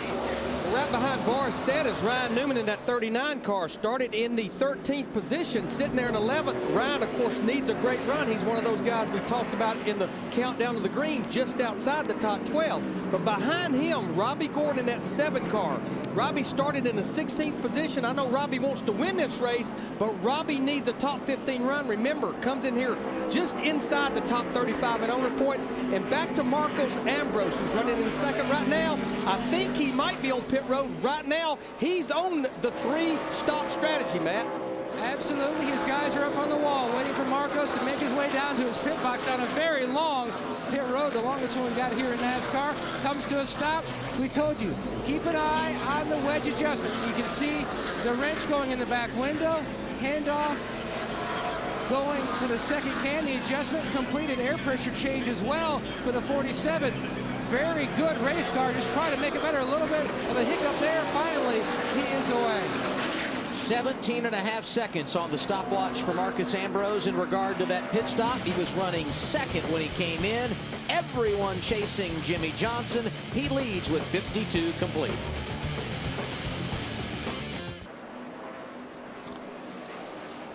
Welcome back to the Infineon Raceway. You're watching NASCAR on TNT, and now we take an inside look at what's happening now in the NASCAR Sprint Cup Series, brought to you by Sprint and Evo 4G, America's first 4G phone. Kevin Harvick entered the point leader. He's been good today, currently riding 6th. And our fastest lap of the day, Jimmy Johnson. He is the race leader. For more NASCAR stats and live in-car audio, check out NASCAR Sprint Cup Mobile and the new Evo, only from Sprint, at sprint.com/speed. Hendrick Motorsports has won on a road course 14 different times. Jimmy Johnson has been the guy here today after starting on the front row and grabbing the early lead. No one has had anything for driver 48. But guys, in our countdown to green earlier this afternoon, we talked a lot about Joe Gibbs Racing and how good they have been in recent weeks. Denny Hamlin, of course, winning the last 2 races. Kyle Busch, very good in the points. He's been successful. Not a good day for JGR this afternoon. Yeah, I think, we talked about it too, about the races coming up. There's some different racetracks. It could really shake things up because you've got the road course, and then you've got New Hampshire, flat 1 mile. Then you've got Daytona. Anything can happen in a restrictor plate race. So these next 4 races, I think, are really key on getting through it with as many points as you can. Yeah, and I'm going to tell you something. I don't know what this 48 team and the 24, looking at them here, the way they're accelerating off the corner. But when you start looking at a Loudon that gets hot and slick and accelerating up, if they can carry this over to there, right, they'll be incredible by the time we get to Loudon. Only 1 caution today for 2 laps. Kyle Busch involved in that, but as you can see, he is back on track after spending some 33 laps in the Sprint Cup Series garage here today. Yeah, and I don't I don't know what all the damage was, but obviously they felt the need to make this car to go in and cut the entire front end off, because you can see the black stripes on the right front fender right there, and on the left front. That's where they basically sheared that car off from the hood mount forward, took everything off and put a totally different nose, totally different hood, totally different fenders on that thing to send him back out. And we've seen him. He's run right here behind the 24 since he came out 5 or 6 laps ago. We were having some other issues, and we didn't tell everybody when he came back out because we were watching the 11 and watching some of the other stuff. But they fixed this car. When you compare his times to what Denny's doing without a hood, these guys, I won't say it was time well spent, but at least it makes it more comfortable for these guys while they're out there racing. It's been a quiet success for Jeff Gordon in 2010. He's 3rd right now, Marty. But Adam, you can always count on him to be good at the road courses. Gordon's still struggling with a little bit of lack of forward bite, and also the car is getting a little bit better the longer they run. But Jeff really told me this morning that they have lost a little bit of the advantage they used to have at road courses. The old car, when they had it, they had an advantage. Now with the new car, they don't. Adam? Second caution of the day, Marty. As you can see, Dave Blaney slowed on the track. Just talking about the fact that all 43 cars that started this race were running. Dave Blaney started 43rd, and he's got issues. He's got issues, and you can see instantly as soon as he spun around and stopped, he dropped the window net to let NASCAR and everybody know that, hey, my day's over. So caution number 2 comes out at lap 57. Dave Blaney slowed on the track. Johnson still leads. 2 laps past halfway, and the leader's on pit road under caution. Matt? Truex stopped short in his box. The left side's going on. Slight air pressure change to help on exit. He's around the 29 of Harvick.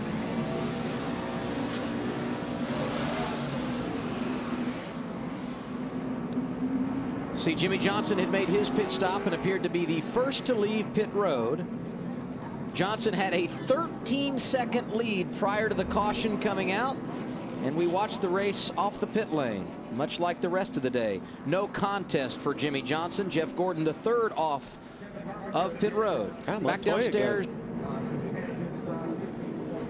AA Juan Montoya came in from the 4th position. He said the right rear was sliding around a little bit. Brian Petty put a round wedge in the right rear, 4 tires, and he's good to go, Marty.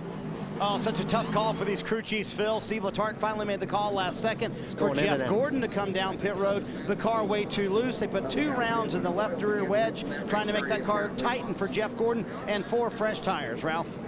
The only thing they did to Jimmy Johnson was adjust air pressures. They went back to the original settings that they ran on the first set because they thought they were losing a little bit of side bite. They wanted to improve that. He also took a protein drink, Adam. That's all he's done. And Chackenhouse just told him, go like crazy. Everybody's going to have to make at least 1 more stop so you can run it as hard as you want. I asked Kyle Petty about strategy before the race, a little playing out here. A report Tony Stewart stayed on the racetrack. Jimmy Johnson leads. Actually, it's Boris Said out front at Sonoma. 59 of 110 laps completed in Infineon Raceway. We are under our second caution of the day. Dave Blaney slowed on the track. Jimmy Johnson was the race leader, came to pit road, and was the quickest off pit lane. But the top 6 drivers, Said, Stewart, Ambrose, Ekstrom, Reagan, and Biffle, all stayed on the racetrack. The strategy starting to play out a bit in the middle part of this race, Larry. Well, it's going to take a very unique strategy, I think, to beat that 48 car, but no one can make it to the end of this race. They all have to make at least one stop. Now, what I like about those guys right there, honestly, especially Marcos Ambrose, I think what I would do is take these last 50 laps, and I would almost in half, run 25, make my final pit stop, 4 fresh tires, and enough fuel to go to the end. I like what those guys have done up there at the front, those top 6. Boris Said, the race leader, the last time he came to pit road at lap 28. For Tony Stewart, who is currently second, the last time he was in lap 36. And Larry talking about Marcus Ambrose, they pitted at lap 26 and again at lap 52. They have certainly come to the track with strategy in mind. But this is where it gets interesting. Just like Larry said, this is where, from a road course perspective, it's strategy that puts you in position to win the races. We saw the 48. He can outrun everybody, but if his strategy doesn't play out and put him in position to outrun everybody, it means absolutely nothing. And now you're in traffic, yes, which is a lot different than being up front and not having anybody to really deal with. Another driver we've not talked a lot about today. It's on the same cycle as Jimmy Johnson, the man right beside him at the restart, Martin Truex Jr. He restarts in the 8th position. Green flag in the air at lap 60. Great jump for the leader, Boris Said. Whoa, whoa, hang on, Boris. He started sliding way down there by the bridge. If you can't beat him to the corner, just dust him out when you get up there. Just run out through the dirt. He drove off in turn 1 and when he got way out of shape out there. And remember, he's got older tires on, so he's picked up trash. Jeff Gordon's been in the top 5 all day long. He's racing with Greg Biffle for position. It's going to get busy down here. Whoa, how can he fit in there? I don't think he can. Oh. Wow. Wow, what a great camera shot. Yeah, that is so cool. It's like I thought that camera was hung on the side of the car and we were getting ready to mash it a minute ago. It's one thing to ride on board with the driver. It's another to hang on to his bumper as he drives through the S's. Hey, the BSI boys done good putting these cameras on today because they've got some great shots. Jeff Gordon, one of those that pitted a moment ago. Marty, what's the story there? Yeah, guys, some contact on the racetrack just now. He just told Steve Letarte, be ready. I might have a right rear that just went down. Somebody got into him. Steve Letarte says right now as he's going by, we're going to try and get the best look on it that we can as he went by the pit area. Mr. Aggressive Marcus Ambrose, you saw during Marty's report, back in the race lead. He's gone from 3rd to 1st in a lap, getting around both Stewart and Boris Said. If he had a right rear, he would have known it coming out of turn 11. There past the start finish line because you're laying on that right side and that right rear, and you can see it looks like the Goodyear has been rubbed off of it, but it appears to be still kind of up right now because he hammers it up through there.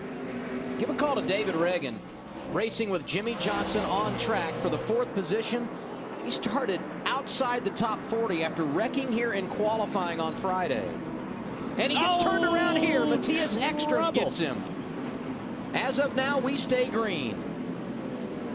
Kevin Harvick made a great move right there. He picked up about 4 positions and just drove through the middle of them. David Reagan, talk about putting the axe on his good luck. He was running 4th and going to drop outside the top 30. We look at it again, headed to turn 7. Yeah, Jeff Gordon got into the 83 car. 83 car got the 6 car. Actually, Gordon really dodged the bullet there. Probably has a little bit of damage on his right front, but I don't think it's going to be anything to really be a concern. And actually it's Gordon starts this because he's up all 4 tires there, gets into the 83, and then come on, stand on it. Still to your left. Keep digging. You're in the middle of 3. Clear left, clear right. All clear. When in doubt, stand on it. Yeah. And when they got into turn 11, Martin Truex Jr. off the bumper of Jeff Gordon. What is Jeff doing right here? I mean, that's 2 times that Jeff got into the corner in a bad place. And you hate to call it, but I mean, here he is. He just drives down in the corner right here, and boom. Pick up. I mean, there was plenty of room to his right. What I'm saying is where the tires were, Jeff was outside where the mark was. And he had just barely dodged. He and the 56 both had just barely dodged the last wreck. Well, this is why you enjoy being Marcus Ambrose right now, because you have nothing to worry about when you're in front of the field. Well, when you can get out front and do this, and your competitors are knocking each other out trying to get back to you, yeah, you love this. Yeah. 48. Look at this guy, man. I'm telling you, that car is about as hooked up as I've seen in a Cup car here in a long time. So Johnson, who restarted 7th around Stewart, he's now 3rd. The corner he just passed Tony Stewart on is a corner you set up. You use as a setup corner. Not sure. Caution. 3rd caution of the day. We got one in the. Yep, that's Brad Keselowski off track at turn 10. There's a couple of guys that needed this. Jeff needs it about halfway to get his stuff back together. Oh, lots of damage on the left front. Splitters all tore up. Well, Brad just got loose coming through there and just never could catch it. And that looks exactly like Hornish the other day in practice. Yeah. Same thing. Once he got through the corner, it got away from him, and he ended up in about the same place. Heavy damage for Brad Keselowski. Top 5 run yesterday at Road America in the nationwide race. Of course, he is the point leader in that series. 33rd is where he is right now. 4 tires. Fix that damage. Fix that damage. We're 5 away. 5 away.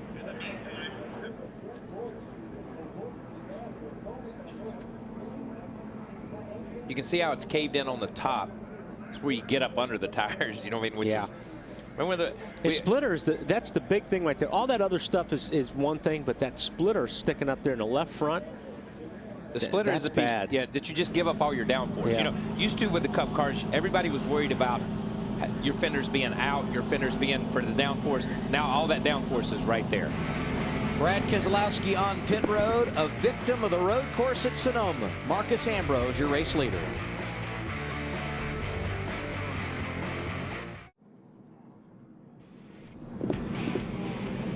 The Toyota Save Mart 350 well underway here in Sonoma, California at the Infineon Raceway. Marcus Ambrose is the race leader. We are under caution for the 3rd time today when Brad Keselowski left the track a couple of laps ago. You see Boris Said on track. He's currently scored in the 2nd position. He's an outstanding road racer, but communication is key when it comes to strategy. If they're not going, pit. No, they're all going. Should I go or stay? Damn it, Frank. I've got to tell me more clearly. I just stayed out. Everybody pitted. I said pit 3 times right there. You're fine, okay? You'll be fine, all right? Larry, why can't you just be more clear? Well, here's the thing I want to set up. You know, again, it's going to take a lot, I think, to beat that 48 or that 47 car. But when I look right now, and we're going to have about 44 or 45 laps to go, what I like about the guys that just pitted and guys that may get a second chance right now, like Boris said, we're right there on the outside of that window of being able to make it to the end without stopping. It may not be a race-winning move, but these guys may buy a top 5 or top 10 by pitting right now. Borisset did not elect to come down pit road, even though the caution is still out.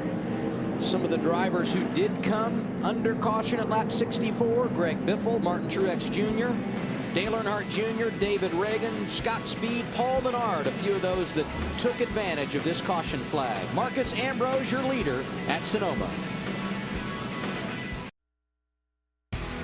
The Toyota Save Mart 350 on TNT is brought to you by the Home Depot, proud sponsor of Joey Logano and the number 20 team. Race fans, visit HomeDepot.com for all your home improvement needs. More saving, more doing. That's the power of the Home Depot. If you come to Sonoma, bring your camera. Plenty of pictures here, and right now the viewfinder for Marcus Ambrose, very good, because he is the race leader, starting alongside Boris Said. The green flag going back in the air at lap 66. Wow. Ooh, a lot of wheel spin back there on that. Oh, we got trouble. They're stacking up back Four there. cars involved. Paul Menard, Denny Hamlin, Martin Truex Jr., Max Pappas among those. And that was Smith all got a piece of it. all due to that wheel spin. Those guys, when they got on the gas, there was a bunch of guys that got loose. Their rear tires broke loose, and it stacked them up behind. Yeah, that inside line just didn't go with Boris when he spun. And we were just watching out the window here, not what was on TV, but watching that. Just watch everybody almost from the middle to the front. As soon as they go, you'll see guys. This is where it starts. Yeah, it starts at the beginning. Let's be real clear. It starts in the first 4 or 5 cars. Yeah.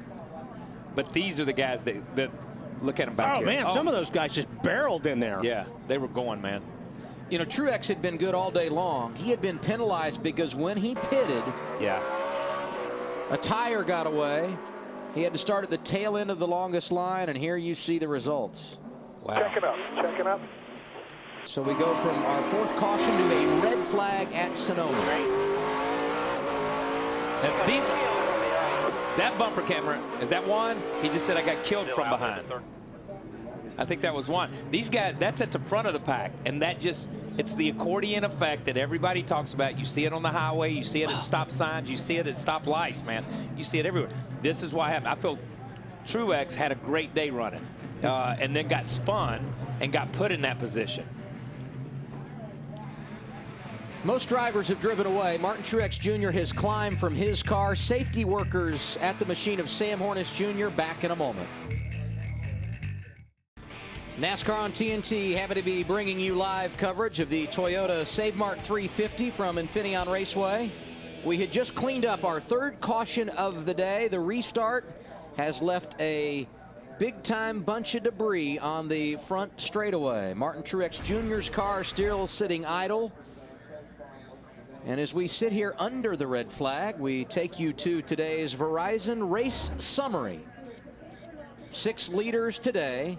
There have been 7 lead changes. Our average speed, 77.178 miles per hour. And there have been 4 cautions for a total of 6 laps. One more time, we check out the last restart. And while we were in break, Wally, you and Kyle both making note of some different things that happened back in the pack. It started at the 42, the 83, 42, and 2, and that's where those guys had trouble. But the guys in the back were going. These guys in the back, as you see that bunch up, you see these guys, they're coming, they're still on the gas. These guys back here, we're following the front, but as you follow the back, you watch this.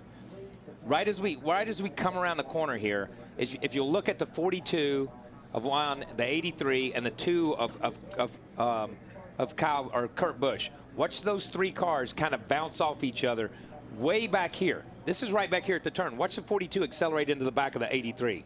Boom, right there, he hits him. Then he's out of shape. Then you see these guys in the outside line trying to dodge stuff. And then you see all these guys, they're coming. These guys are on the gas right here. And you can't really see around that corner. No. So when they say green, green, green, you hammer it. And you come around the corner, and then all of a sudden these guys are stopped. Ready? This is Juan. Listen to the spot. Listen to the audio here, too. Boom. Ready, green. I got killed from behind. See, and Juan just said, I got killed from behind. He runs into the back of that car, but at the same time, he's getting hit from the back. So it's absolutely a chain reaction. So it was Kurt Busch that got into the tail end of Juan Pablo Montoya. Matthias Ekstrom was the 83 car right in front of Montoya. And it was not his fault or anybody's. Here's what amazed me about this wreck. I want you to see where the wreck ended up, all the way down here past the start-finish line.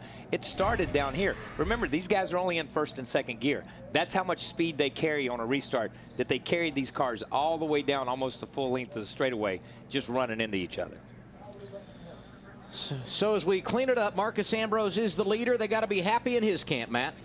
All smiles here. And Frankie Kerr, at one point, you guys had debated pitting under that last caution. That would have put you back in that mess. Yeah, well, just a little bit. We thought about it, but we're going to stick to our game plan that we started the day with and continue on it. And so far, it's working out okay. So where are you looking at the final window here when we'll see that 47 on pit road? Probably in the late 70s. We're going to make one more adjustment and see if we can't beat that 48 car. All right, good luck. Thank you. Ralph? Matt, I'm over here with another Frankie Stoddard, crew chief of the number 26 aboard his set. All right, Frankie, how close are you on pit stops? What's your strategy? Well, it depends on how many more cautions we get. The way these guys are wrecking, we might just stay out till the end, but we'll probably come in another 7-8 laps and see if we can get some fuel and tires in this air guard car and have a shot at it. We heard you guys battering back and forth a little bit on the radio about when to pit. He didn't think you gave him clear enough instructions. How hard do you guys work on that sort of thing? Well, with Boris, you know, if I'm not in the car, actually turning the wheel into the pits, he struggles with anything that I ever say to him, okay? So the clearest thing I could do would be to ride as a co-pilot in there, you know? At Baja, see when he runs Baja, he's got somebody over there that'll tell him what to do or actually grab the wheel out of his hand. But, you know, it's tough. I mean, basically what I said was if the top 5 stayed out, I wanted to come. I felt like everybody behind us would come. And if the top 5 came, I wanted to try to stay and hope that maybe 8-10 guys stayed out behind us, which is about what happened. We didn't really need these cautions because we had drove away to where probably only Jimmy Johnson was going to get by us, maybe, before we pit. And we're going to be in pretty good shape for the end, but that's okay. This will work out. We're not bad. Phil, they're sitting third right now. Yeah, I'm sitting here with Greg Irvin, Ralph, and he told me right before this last restart, I asked him if he could make it from 46 laps, and he said, we're going to have to. They've been figuring furiously here. I know Greg Biffle, from the time he left pit road on his last pit stop, was saving fuel. He's been shutting the car off on the caution flags. These caution laps are going to help as well. Let's talk to Greg right now. Greg, you told me that with 46 laps to go that you're going to have to make it. You still on that plan? Yeah, we're working on it right now. We're doing a little bit of comparing to what we had a couple years ago. I think we can make it. Honestly, I think we do, and he does a really good job of saving gas when he knows that's what he's got to do. So we'll see what happens. And the way these yellows play out right here could change everything in 10 laps. You know, you get a big pile up, somebody flat spots their tires, we'll all be coming for tires again. Do you need a few caution laps to make it? Yeah, I'd feel better with a couple. All right, thank you, Greg. Back upstairs, Adam. Thank you, Phil. Interesting to hear the different philosophies as we set under the red flag at lap 67 here in Sonoma. And now we take an inside look at what's happening now in the NASCAR Sprint Cup Series. Brought to you by Sprint and Evo 4G, America's first 4G phone. You see Matthias Ekstrom. He is the biggest mover in today's race. How about advancing from outside the top 30 up to 6th in the running order? And the fastest lap today, 91 miles per hour, recorded by Jimmy Johnson. Right now he is 5th, but he has led more laps today than any other driver. For more NASCAR stats, live in-car audio, check out NASCAR Sprint Cup Mobile and the new Evo, only from Sprint, at sprint.com/speed.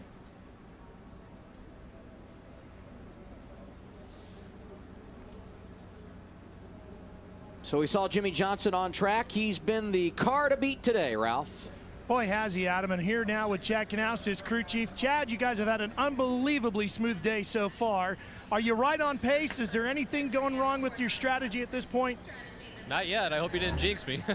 But, you know, I'm really proud of the whole Lowe's team. Jimmy's done a great job. He's taken quite an interest into road racing. Obviously, he's putting in a lot of personal extra effort to try to get better at the road racing, going to Watkins Glen while we were in Pocono, running the DP car there. And he's just done a fantastic job all weekend long. And all the guys at HMS did a great job. We brought a different kind of race car than what we've typically run, and it's performed flawlessly all weekend. So we're really stoked. Adam, as smooth as they're going, I don't think anything can jinx these guys today. They're pretty strong. They have been good, Wally. It's a good point. I mean, you know, Jimmy he's been doing a lot of road racing because he wants this to matter. We heard the 11 bunch go, we tested for 2 hours on a road course. Well, you know what? You see the difference, and you can't throw any of these races away anymore. No, and you know, we were up at I think at Pocono or whatever when he went over to Watkins Glen, and everybody was like, "Oh, 4-time champion Jimmy Johnson, he's getting away from here. He's going over. What's up with that? He could get hurt. Something could happen." I think you're seeing that he was in that rhythm. He's focused on it, and I think Chad and those guys appreciate the effort that he's putting in. And they work double hard on the car. See if we can learn more about what happened on that last restart. Martin Truex Jr. involved is with Marty Snyder. Out of the care center, Adam. Happy to report everything is okay. And I'm not sure what's got you more upset, the restart or the incident with the 24 that really put you back there in the first place, Martin. Yeah, there was no reason for us to be, you know, in that position right there on that restart. Just, you know, guys driving without respect on restarts. And, you know, I was 5 or 6 cars clear of the 24 going into 11, and for some reason he just turned me around. So it's all right. What comes around goes around. These guys don't want to have any respect for me. I ain't going to have none for them. And I get him at Loudon. You have not had any problems with Jeff before? Not since my rookie year. But, you know, it just comes down to, you know, every week we have these double file restarts, and everybody's head just gets all ridiculous, and you know, everybody loses their head and drives like idiots. I mean, it just doesn't make any sense. Everything's fine until we have restarts, and then it's like guys run a 10th, they're going to win the race, you know. So it's just stupid. It's uncalled for. You know, the unfortunate part is you know, all the guys on my team worked so hard, and you know, we had an awesome car sitting there running in the top 5 all day long, and just hate it for napping everybody involved. We were looking at having a really good day here and having a lot of fun, and it's just got ruined by one stupid move. Jeff did apologize. Did that message get to you? No, but does it matter? You know, we're sitting here on the trailer, and he's out there going to run for the win, so it's all right. We'll get him. All right, Martin Truex Jr. clearly upset, not so much about the restart, guys, but more about what happened with Jeff Gordon to lead up to that point. It's all about getting even, Marty. You know that. but okay, and for all you Jeff Gordon fans out there, I want you to go back a few races this year to Talladega. When the 48 cut the 24 off, he had to run down on the flat. He got back up in line, and then around the corner got taken out in somebody else's wreck because he lost his momentum. Something happened to him. That's exactly the same thing that happened to the 56 car. Jeff spins him. He gets in a bad place on the racetrack, and he's in an accident. It all starts with a prior incident. Jeff got taken out of Talladega for that reason. This happened here. And I'm going to say something. You know, I don't believe I'd mess with Truex. You know what I mean? I don't think I would either. I mean, he's one of those quiet guys like Kenseth and those guys. You don't mess with the quiet guys. You know what I mean? It's okay to mess with mouthy guys like me. I'm not going to do anything. I'm just going to run my mouth about it. But the quiet guys, no, man, don't mess with them. You're kind of quiet, Wally. TNT tonight. It's finally here. A new season and a new reason to get more leverage. Don't miss the Leverage 2-hour season premiere event. It's tonight, 9/8 Central, only on TNT. We heard from Martin Truex Jr., and just to make sure everyone knows, he is obviously okay. And the other driver that made the trip to the care center, good as well, Marty Snyder with Sam Hornish Jr. Yeah, a couple guys have been able to drive back here. Sam probably took the hardest shot. Did you have much time to react at all to that, Sam? Well, I think I saw some of the tire smoke before anything was mentioned from the spotters, but you know, that's a tough place right there because there's not usually any problems there, so nobody's really looking for it. But you know, we didn't have a very good car today. We were just trying to make it to the end and, you know, get a good point stay out of it, and unfortunately we weren't able to do that. So frustrating, but you know, I like racing at Loudon, so we'll look forward to that. All right, I'm glad you're okay. Thank you. All right, Sam Hornish Jr., we'll see him next week in New Hampshire, but okay, out of the care center, Adam. And those are the only 2 drivers that were taken to the care center. Those other drivers involved all, to my knowledge, were able to drive away from the accident scene.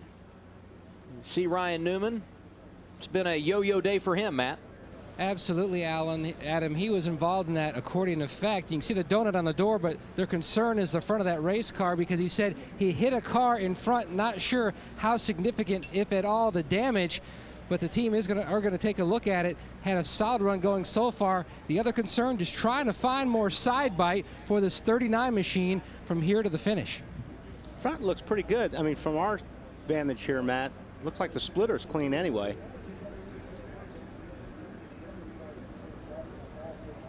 If you're just joining us in Sonoma, we've completed 66 of 110 laps in this afternoon's Toyota Save Mart 350. And we are under the red flag for an accident that happened on a restart at lap 66. There were 6 cars involved, a lot of debris littered along this front straight, and therefore NASCAR has thrown out the red flag, and we await an opportunity to get it cleaned up and go back under the green flag. Everyone okay in the incident, and when we resume racing, Marcus Ambrose will be the race leader. Back to Northern California in a moment.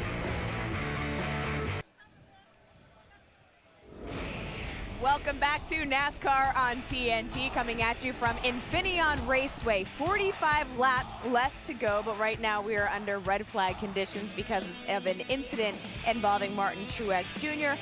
as well as Sam Hornish Jr. and Larry, this is not what these guys want to see right now. No, it wasn't, Lindsay, but I love what's setting up here. We've got about 44 laps to go, and I think we have a lot of different agendas and a lot of different strategies. But honestly, to beat that 48 car, Jimmy Johnson, Chad Canals, I think you're going to have to be on a different strategy than that group has been today. We also have a lot of unhappy egos out there right now. Let's take a look back at our highlights. Okay, here we go. Race recap for you. And things got interesting early on. A.J. Allmendinger there. Ooh, touching up Clint Boyer a little bit. Clint Boyer can't be happy about that one. Yeah, this brought out the first caution, and the man that comes in here second to point, Kyle Busch, that 18, had to go to the garage area for repairs. And really, he had struggled all weekend long. Here we go, Jamie McMurray. You're on board now. Ooh, he's spinning out there. Yeah, Jamie has had a rough day, but we did stay green right here. We did. Denny Hamlin. This was crazy, Larry McReynolds. On the pit stop, they're having issues, and it would cause even bigger problems. When does that happen? Yeah, the man that's won 5 out of the last 10 races, he had to almost go all the way around this racetrack, but he made it back to pit road, but not a good day for that 11 team. Well, it is a good day for the 48 team. Look at Jimmy Johnson taking the lead. This guy has been so dominant here. I mean, Larry, we could see him get his first road course victory. Here you're going to see David Reagan in the 6 car running up in the top 5, and that's a backup car, crash qualifying, and he gets spun out. Yeah, take a look here. Oh, this is what irked him big time. Martin Truex Jr. on the restart had problems with Jeff Gordon, and he had some fighting words. And this was a restart just about a lap ago. It all started at the front, but then it stacked up. You saw Martin Truex Jr., Sam Hornish Jr., Max Pappas, about 5 cars involved in that wreck on a restart. You know, we do have some more guys we've caught up to, but I want to ask you, I mean, this whole factor about respect, these guys keep talking about that week in, week out, especially lack of respect on restarts. Yeah, I'm not sure that with a double file restart at a road course with about 44 laps to go, I think respect goes out the window. I'm not sure it exists anymore. There we go. All right, getting ready to crank the engines, but right now we're going to go to Matt Yoakum with Gil Martin. And Gil Martin just talking to Kevin Harvick on the radio. And Gil, looking up the monitor, you're sitting fourth. Looking at the trends of this race, to me, one of the biggest ones, just how important new tires are.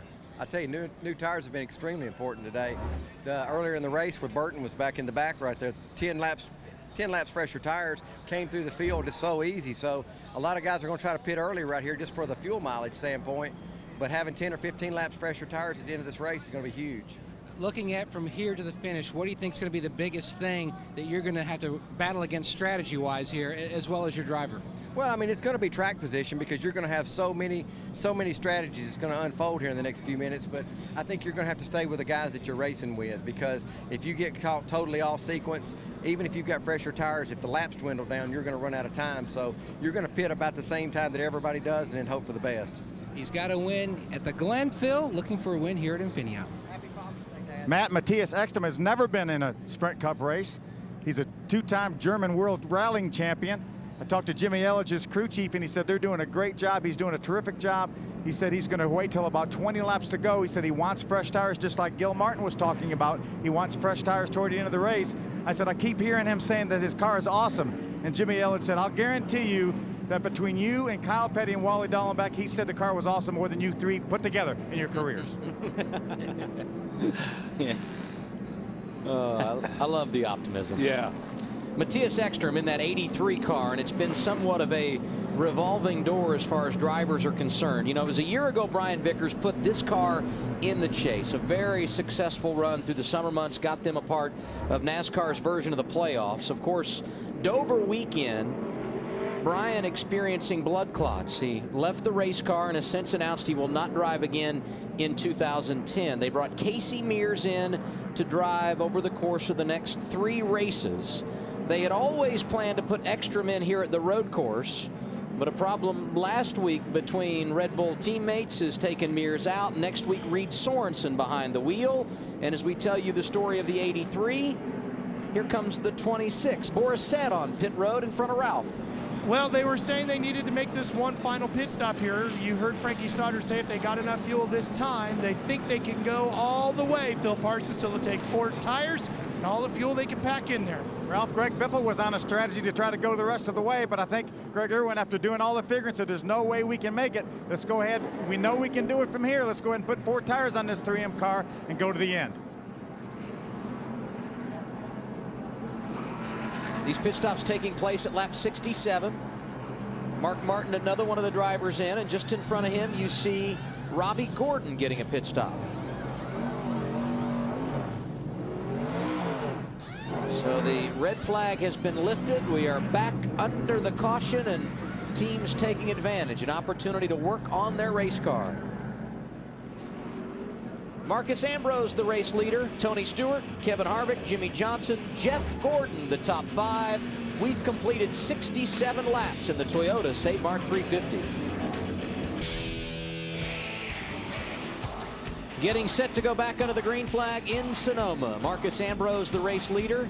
He's one of 6 different drivers that have been out front today. Jimmy Johnson has led more laps than any other. 48 times he has had the field in tow.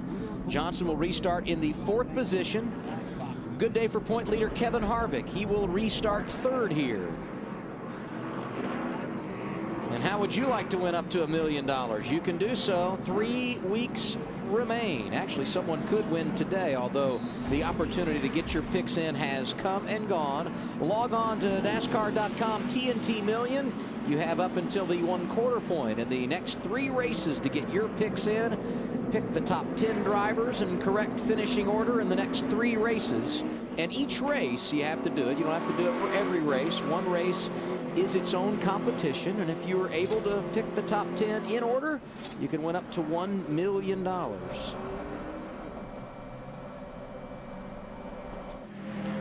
Robbie Gordon came down pit road at lap 68, topped off the fuel tank, as did Mark Martin.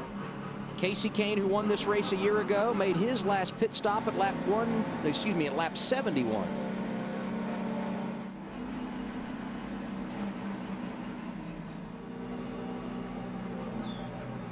Marcus Ambrose is the race leader. He will have the outside position on the restart based on where we enter turn 1. He's able to make that selection as the race leader. Yeah, it's actually, he's on the outside going into turn 1. Right. But you want to be the inside car when you get to turn 2. So that's why these guys are choosing that outside lane.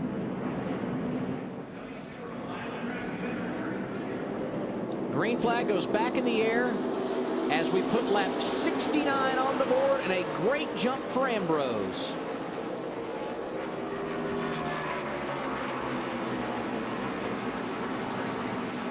The Australian shot out of a cannon, and here's where things get interesting, tiptoeing through turn 2.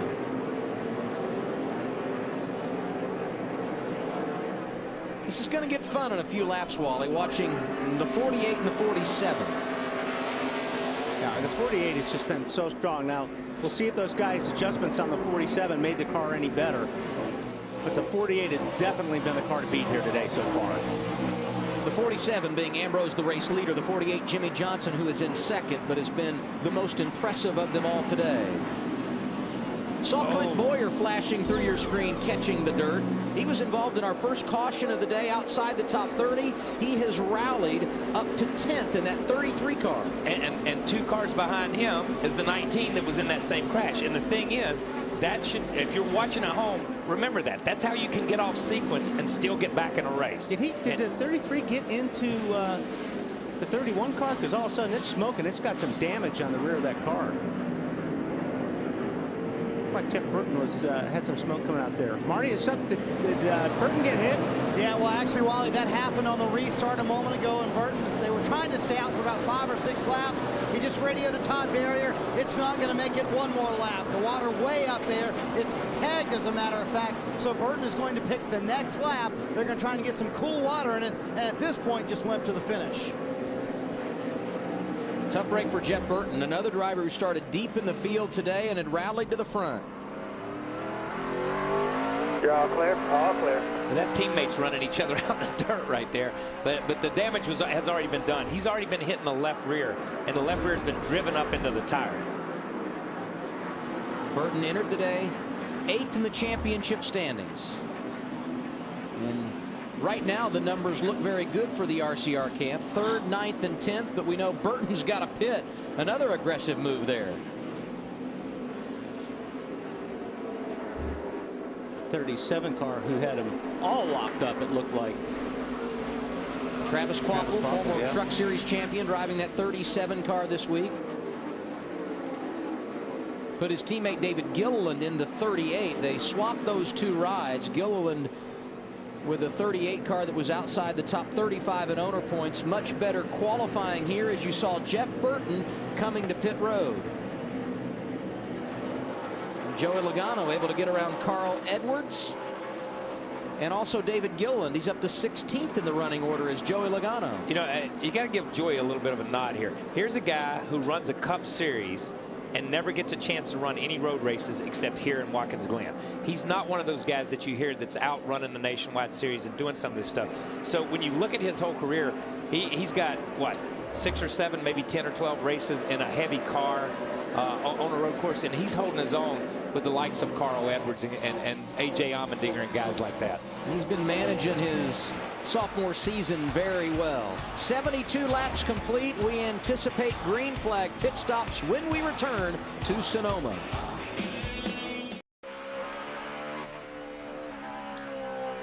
Fans want more TNT coverage? The Coca-Cola in-car camera on Race Buddy lets you ride shotgun with Coca-Cola racing family drivers. Check out the Coca-Cola in-car camera on NASCAR.com's Race Buddy now. And here you ride on board with Kevin Harvick, the point leader. And he is third on the racetrack. And as we were in break, we were a little surprised discussing the two men in front of Harvick. Marcus Ambrose, who has the lead, and Jimmy Johnson, who is currently second. Johnson's been strong all day, but right here, Ambrose holding him back. Yeah, but you can see that Jimmy's slowly catching Ambrose. And I think the more they run on these tires, the 48 just doesn't fall off. Everybody else falls off, and that's what makes the Jimmy Johnson's car look so good. I think he's just biding his time right now. Yeah.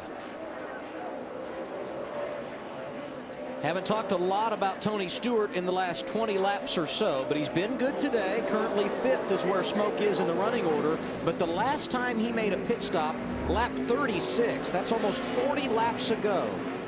A two-stop strategy for them, so he will be coming soon as you see Kurt Busch drive to the inside of Stewart for a spot in the top 5. And Kurt Busch is also, he's been marching forward here lately too. He's been slowly but surely getting to the front. So whatever adjustments they made to that car, it seems like it's working. It's like last week at Michigan, we had 2 or 3 cars that were the class of the field. And Kurt was one of them last week, and he's been a top 4 or 5 car ever since they dropped the green flag here. Tony's doing a great job just hanging on to this thing and keeping it up there. Track position, track position, track position. They made their bet. Here he comes down pit road, but they decided what their strategy was, and they've stuck with it through cautions, through red flags. It made no difference. Tony Stewart makes his pit stop, giving up the 6th position. And his second trip to pit road this afternoon will come at lap 75. Let's follow the stop. Here's Marty Snyder. Well, guys, remember on the first stop of the day, they came later than everybody else. That backfired on them, so now they're coming a little bit earlier than everybody else. Darian Grubb making the call. Stewart extremely loose right now, so they're going to make wedge adjustments on both sides, trying to tighten it up. Matt Kenseth behind him has had a pretty good day today. Matt running up towards the top 10. His car loose as well. A little bit of front end damage for Matt Kenseth, and a wedge adjustment for Kenseth as well.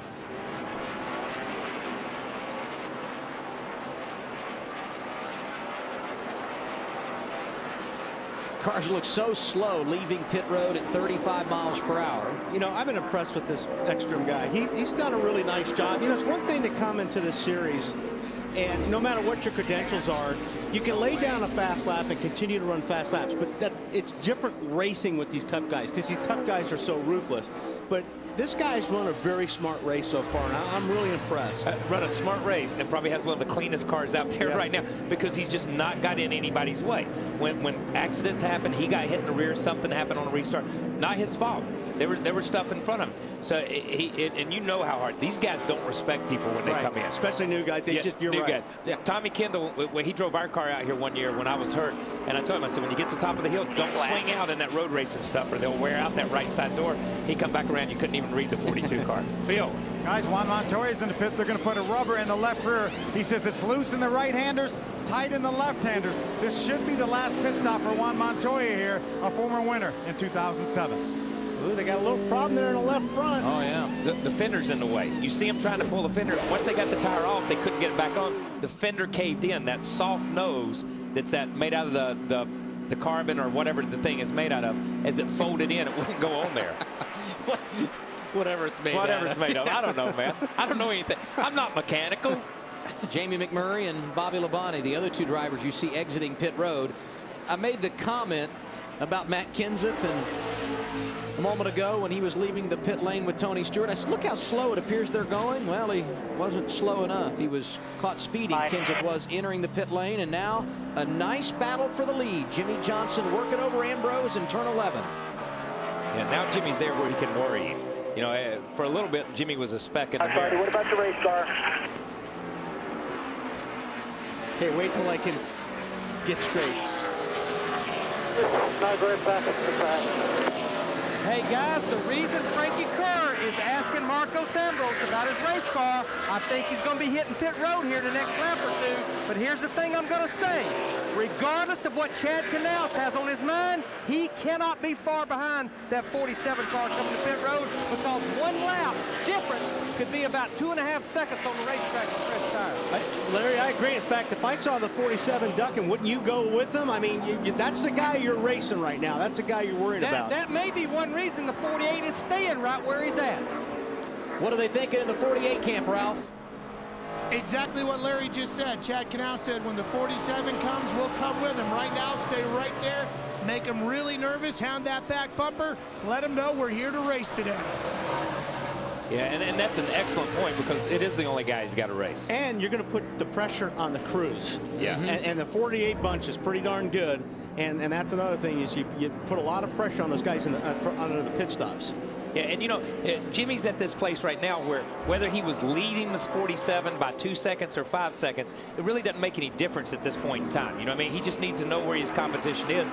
He's run with this car longer than anybody else's. Jeff Gordon running fourth, making his pit stop under green, Marty.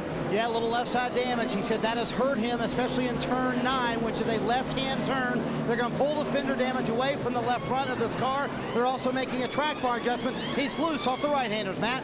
We've now hit that window, the cushion, where teams feel like they can go the distance from here if we get a green-white checkered finish.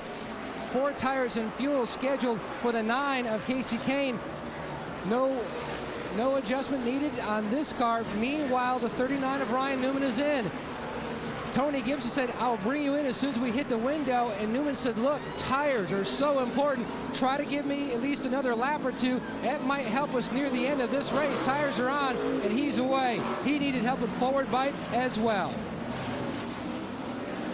It's almost like these guys force the leader's hands. They almost need to come in now. Because every lap that you run on those older tires, these guys are going to be here, and we go. Wow, 48 came in before the 47. Wow. Last time Jimmy Johnson had made a pit stop, lap 58. This one will come at lap 79. Marcus Ambrose, the race leader, has not been in since lap 52. And you know, we talk about how critical these pit stops are at different stages of the race, and all of a sudden they get really critical right here. Go ahead, Ralph. Jimmy Johnson is in, making that pit stop. He came a little bit earlier than we expected him to. Everything's been very good with the car. No major changes, no chassis adjustments going on. Matt, they're ready to go racing to the finish. And we talked to Gil Martin a little earlier. You can see a little bit of cosmetic damage to that 29 machine. He pulls to a stop, going up on the rear pressures for Harvick. Right side tires on, solid stop so far. Trying to score more points, and another win as the 48 of Johnson goes by.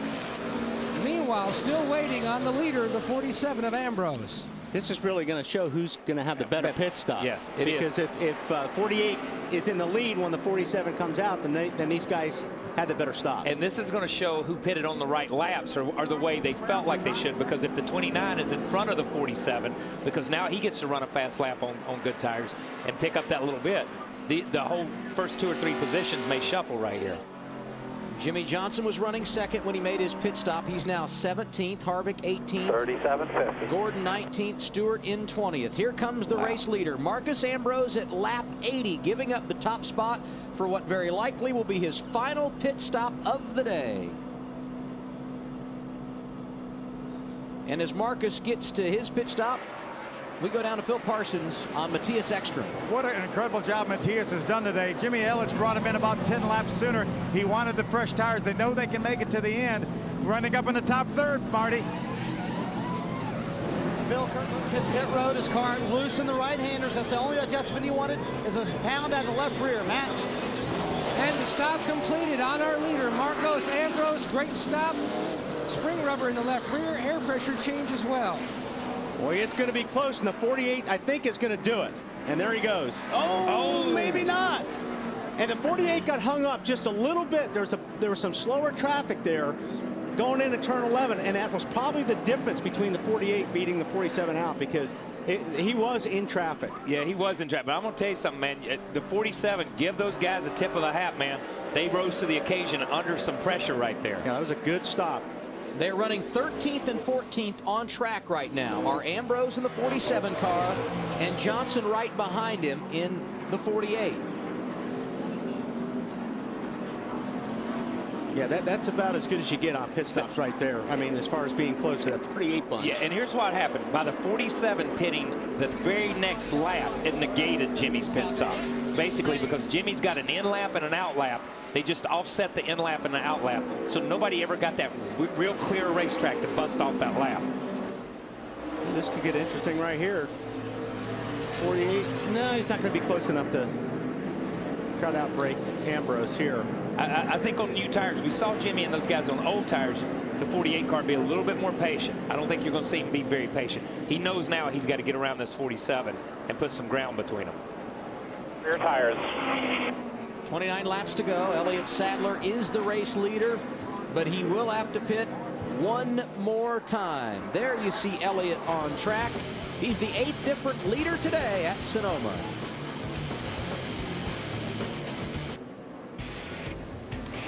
NASCAR on TNT, proud to be bringing you live coverage of today's Toyota Save Mart 350. We are at the Infineon Raceway in Sonoma, California. Elliott Sadler leading when we went to break. He made a green flag pit stop at lap 82. And as we put lap 83 on the board, Boris said the new race leader, which brings up an interesting point. Boris, one of 4 drivers in the race today that we would label a road course ringer. Those who don't run the full series but are very good when we come to these types of tracks. The last time a road course ringer won a Sprint Cup Series race, 1973. It's been 37 years, and certainly if anyone has worked hard at it over the years, it has been Boris Said. Yeah, I mean, Boris right now, his car looks really good compared to sometimes when Boris is out there. I mean, he got ran over here last year. But I think Boris right now is running a really smart race. He's running a clean race, and he's trying to put himself in a position to be able to, for once, race these guys at the end. Oh. Joey Logano sliding off track. No caution. Yeah, I'm not going. And now we have the caution. Wow. And it's out for our 5th time today. That was a bad place where he ended up stopping. Yep. It's hard to see it on a road course, but that was a bad place setting crossways. Driver's door to oncoming traffic. They just about had to throw the caution. That's why he dumped that clutch and got off of there as quick as he did. You see, this is coming through the S's here, and this is where you start through the top part of the S's. Oh, he just gets hooked right here a little bit. Oh, a little bit. He got run over. He didn't get hooked. It doesn't really get any more intentional than that. That's pretty blatant right there, because he got tapped a little bit, and Joy, they were already too wide. That's not a great place to be too wide. This starts back at the real tight corner up there, and you see Juan stuff it down in there. This is not a place where you pass right here, unless you're Juan Montoya. Okay, let me say that. But he's free right. Yeah, he let him go. He let him go and then ran back into him. That's not. Come on, clear. Yeah. I guess it's okay. Have at it, boys. I don't know about that. This is have at it. Oh, listen. I mean, he hit the curb and got in the 42, which kicked off the 42. That's right. And, you know, when Montoya gets mad, that's it. Yeah, he stays mad. That's it. That's it. But see, you see right here where he's at. You saw those cars go through there. He's driver's door in the dust. And they're flying. And they're flying when they come in. This is a high-speed area. And right here, he's driver's door. You can't see anything. So they have to throw the caution as quick as they can. All right, stay on the track. Because it's a bad thing, man. See, he's just sitting right there. I'll tell you what, McMurray has been, he's had a great seat for a lot of this stuff today. Yes, he has, man. That was outside the top 25 is where those guys were running when that happened. And it officially puts the exclamation point on what has been a Terrible day for Joe Gibbs Racing. So much success that we documented in our Countdown to Green coverage earlier this afternoon. Kyle Busch involved in an early accident, 33 laps down. He spent a great deal of time in the garage. We showed you the pictures of Denny Hamlin involved in an accident on track. At one time, his hood over the windshield. He was driving blindly around this facility. Right now, Hamlin is 35th, and Logano has dropped to 31st after the problems you just saw with Juan Pablo Montoya. And for all you Logano fans, I apologize for saying nice things about him, because obviously I jinxed him. Because I thought he was having a pretty good race. He was. was. I thought Joey was having a really good race for the amount of experience that he has at a place like this. Now let's reset this for a minute. Boris said the race leader. We talked about that. Right behind him, Dale Earnhardt Jr., Scott Speed, Brad Keselowski. The top four, not necessarily the names we would have thought would be there at this stage of the race. But what this caution does, it bunches everyone back up. Look at Marcus Ambrose. He's 5th. Jimmy Johnson is 7th. And now we check in with Larry McReynolds to get his rankings of today's fastest pit crew. What do you got, Larry? Well, I'm going to tell you what, this caution has thrown me a curveball, because I had to do a little recalculate. But you know what? One for the little guy. I'm going to look at the 26 group and that Frankie Stoddard. I mean, they're sitting out there. They had their own strategy. This is a team that has missed some races this year. And you know what? I don't know if they can win this race, but you know, they have had an awesome day. And then the other group I'm going to go with is Frankie Kerr and that 47 group of Marcos Ambrose. You know, Frankie Kerr had a strategy at the beginning of the day, and he did not waver from that. He has stuck to it, and they're sitting there in the 5th position. And how can you not go with the 48 team, Chad Knaus and Jimmy Johnson? I mean, they've led over half this race, looking for their very first road course win with this 48 group. Don't forget at home, your vote counts each week. Be sure to text the car number to 2258 for the pit crew you think is the fastest and most valuable. The AT&T Fastest Pit Crew of the Year award brought to you by AT&T, the nation's fastest 3G network. You see on pit road Dale Jr. and Scott Speed both coming in here under caution. Well, the 88 comes in. They're going to make a wedge adjustment. They had to make one final pit stop. Dale Earnhardt Jr.'s crew giving him 4 tires. Those much-needed tires here. He should have enough fuel to get to the end now, Marty.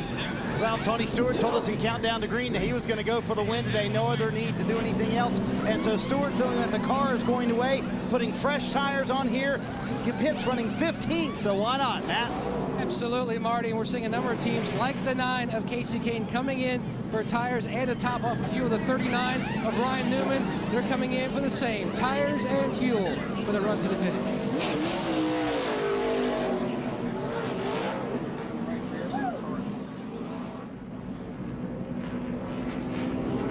Fifth caution of the day. Nothing to lose for a number of drivers who elect to make a pit stop.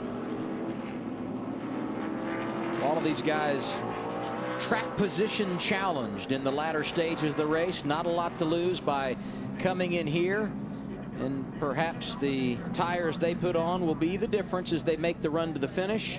One driver who may wish he had not come down pit road, A.J. Allmendinger, too fast on the pit lane.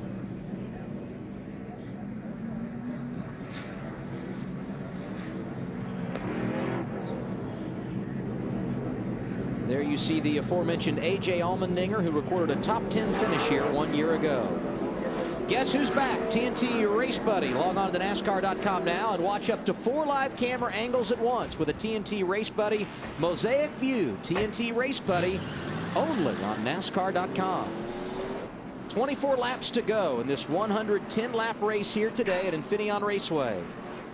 Boris said, Brad Keselowski, the top 2 last pitted at lap 67. Also in the top 5, Robbie Gordon playing strategy. He pitted at lap 68. The drivers we will watch when the green flag goes back in the air: Marcus Ambrose, who restarts 3rd, Jimmy Johnson, who goes 5th at the green flag. They have been the dominant cars here today.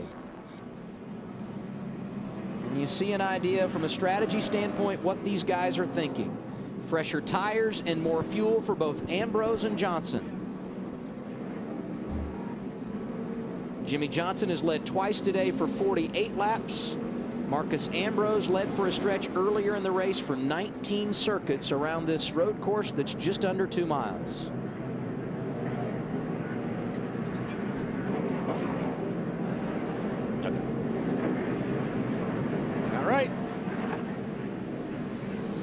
This could be exciting.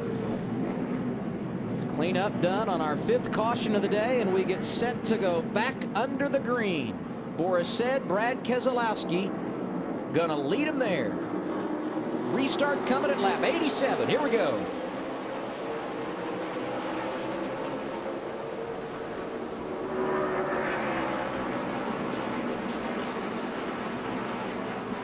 Oh, he did it again. Oh, he did the same thing, man. Same exact thing. Boris said off course. Marcus Ambrose has the door open. I don't know if he doesn't clean his tires or if his tire. Oh, how about the 12 car? That's pretty well. Oh, there's a 48. Here's a 48. Gonna be good. And he's got position. Battle for the race lead into the quarter. Ambrose in the 47 car. Johnson in the 48. Who has the advantage? How about Jimmy Johnson? Doesn't want to tear up that front end and just backs off a little bit and just gives him some position. That tells me Jimmy knows he's got something somewhere. Or feels like he does anyhow. Oh, Robbie Gordon barrels into 12, and the 12 turned right back into him. Right side. This is more like bull riding than it is racing right now, man. How about Biffle? Biffle's sitting in the 4th spot right there. Wow. Keselowski brought out the caution with a big crash at turn 10 back at lap 65. His car is beaten up, but he's hanging in there. Yeah, you got to give it to Brad. He's right. I mean, he's just hanging on. He's driving that thing right now. Comes Boris back to the inside. Boris trying to grab 5th. Boy, that 33 got in that corner. Oh, wait, we're trouble here. The 83 went way low going in 11. It was 3 wide. Kevin Harvick starting to gather some momentum late in the race, as is Jeff Gordon. He's racing Kurt Busch for the 8th position.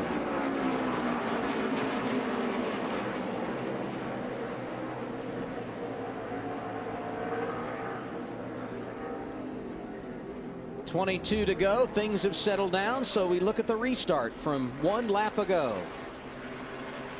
You see Boris take off here. Yeah, okay. And he got put out there that time. Yeah, that's good. He got put out there. Because, I mean, that's the same thing he did when he got a good clean jump. Hey, sorry about that, Boris, man. We put you out there by yourself, but you got put out there that time. Here's the shot off of turn 7. Oh, I mean, Robbie's playing rough there. Yeah. Robbie didn't give him any room to come back. And this is the time of the race where the boys are going to start playing a lot rougher. Yeah, it's time, because when you've got to get up front and you've got to stay up front, because when you spin or get knocked back here, there's not enough laps to go, 22 laps to go, to work your way back through here.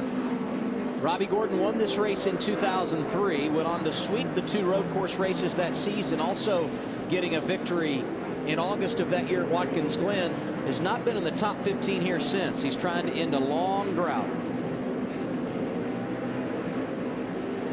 Montoya's had great success on the road courses. It's not been his day today. 24th is where he has scored on the track. And he too is feeling aggressive. Yeah. Wow. Aggressive with Ryan Newman. That is pretty. I mean, he just didn't get, and he held his ground right there. You got to give Montoya that. He had the line and he held his ground. He was not giving it up to the 39. Yeah, and that's what, you know, all drivers are the same. Yeah, he's getting ready to put the bumper to this one right here. But I mean, you know, you can give ground and you can take, and there's times to give and there's times to take. Now it's time to take. I'm going to give him that. You know what I mean? I didn't like what he did to the 20 car at all, because he let the 20 car go and then got back into the 20 car. But right now he's got to make something happen for himself, because he's put himself back in the pack because of that. Dude, that's perfect. The spotter liked it. Yeah. So 21 laps remain, and once again Marcus Ambrose stretching his lead. His advantage over second place Jimmy Johnson, 0.8 of a second.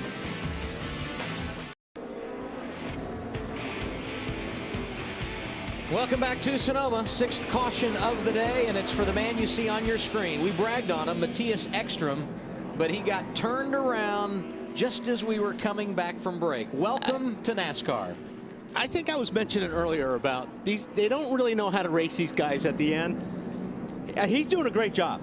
I mean, he's running clean, and they get down in here, and then it really starts to get ugly. And right here, this is where you say they don't know how to race. He's got position right here. And that's a bad camera angle. We got position, okay, but he brakes early and lets the 12 drive back to the outside of him. A Cup driver would have just drove on in there and let it wash out all over the 12. The 12 clips the corner, They come to the same place on the racetrack and they get together. You're not going to, nobody's going to give you a quarter at that point in time. Yeah, but I'll tell you what, if Too wide inside, 38. If it would have been a regular in that 83 car, that would have never happened. Because the 12 wouldn't have clipped them. Yeah, but the 12 right here would have been out in the dirt because the 83 would have drove back in and just slammed him back out to the outside of the racetrack. Yeah. Come on, stay where you're at. Come on, keep coming. You're still green. That's Cup Road Racing 101 right here. You know what I mean? He just learned something. Yeah, don't be nice. Yeah, don't be nice with 20 laps to go. But these guys, you know, you see the 12 jump back across as he comes across the curb. They're almost in the same place on the racetrack. So that's I didn't even see that part. I didn't see that one either. I missed that. Wow. It's David Gilliland in the 38 that went around. Yeah, that's a get away from me.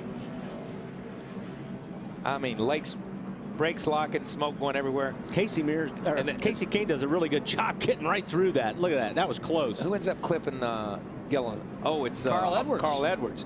Carl Edwards. They're still running hard because the caution's not out. You know, the caution was not out at this time. Let's be real clear. These guys are still racing. Wow. So as we have a caution, we step aside. This is the 6th time we've been under the yellow this afternoon. We reset things when we return.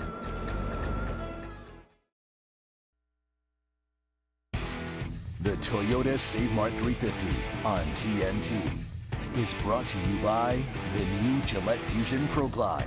Turn shaving into gliding and skeptics into believers.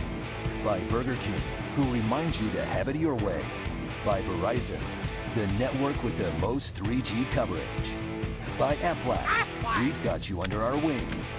And by Toyota.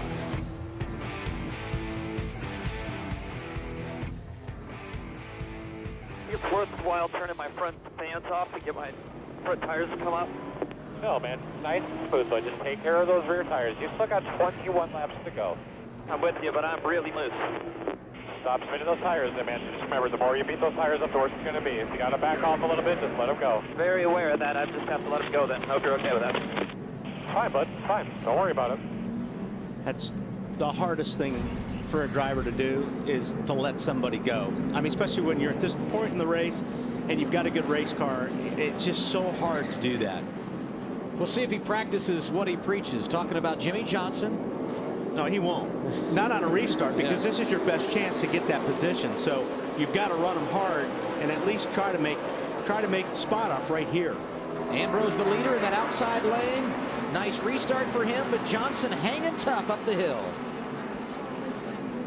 You know, Jimmy's in, Jimmy, I had to protect second right there, you know, because you're hung on the outside, and you take somebody like Robbie or Biffle, they know they got to make something happen here. Ooh, Robbie just chopped Biffle down on the inside there too. Harvick having a heck of a time.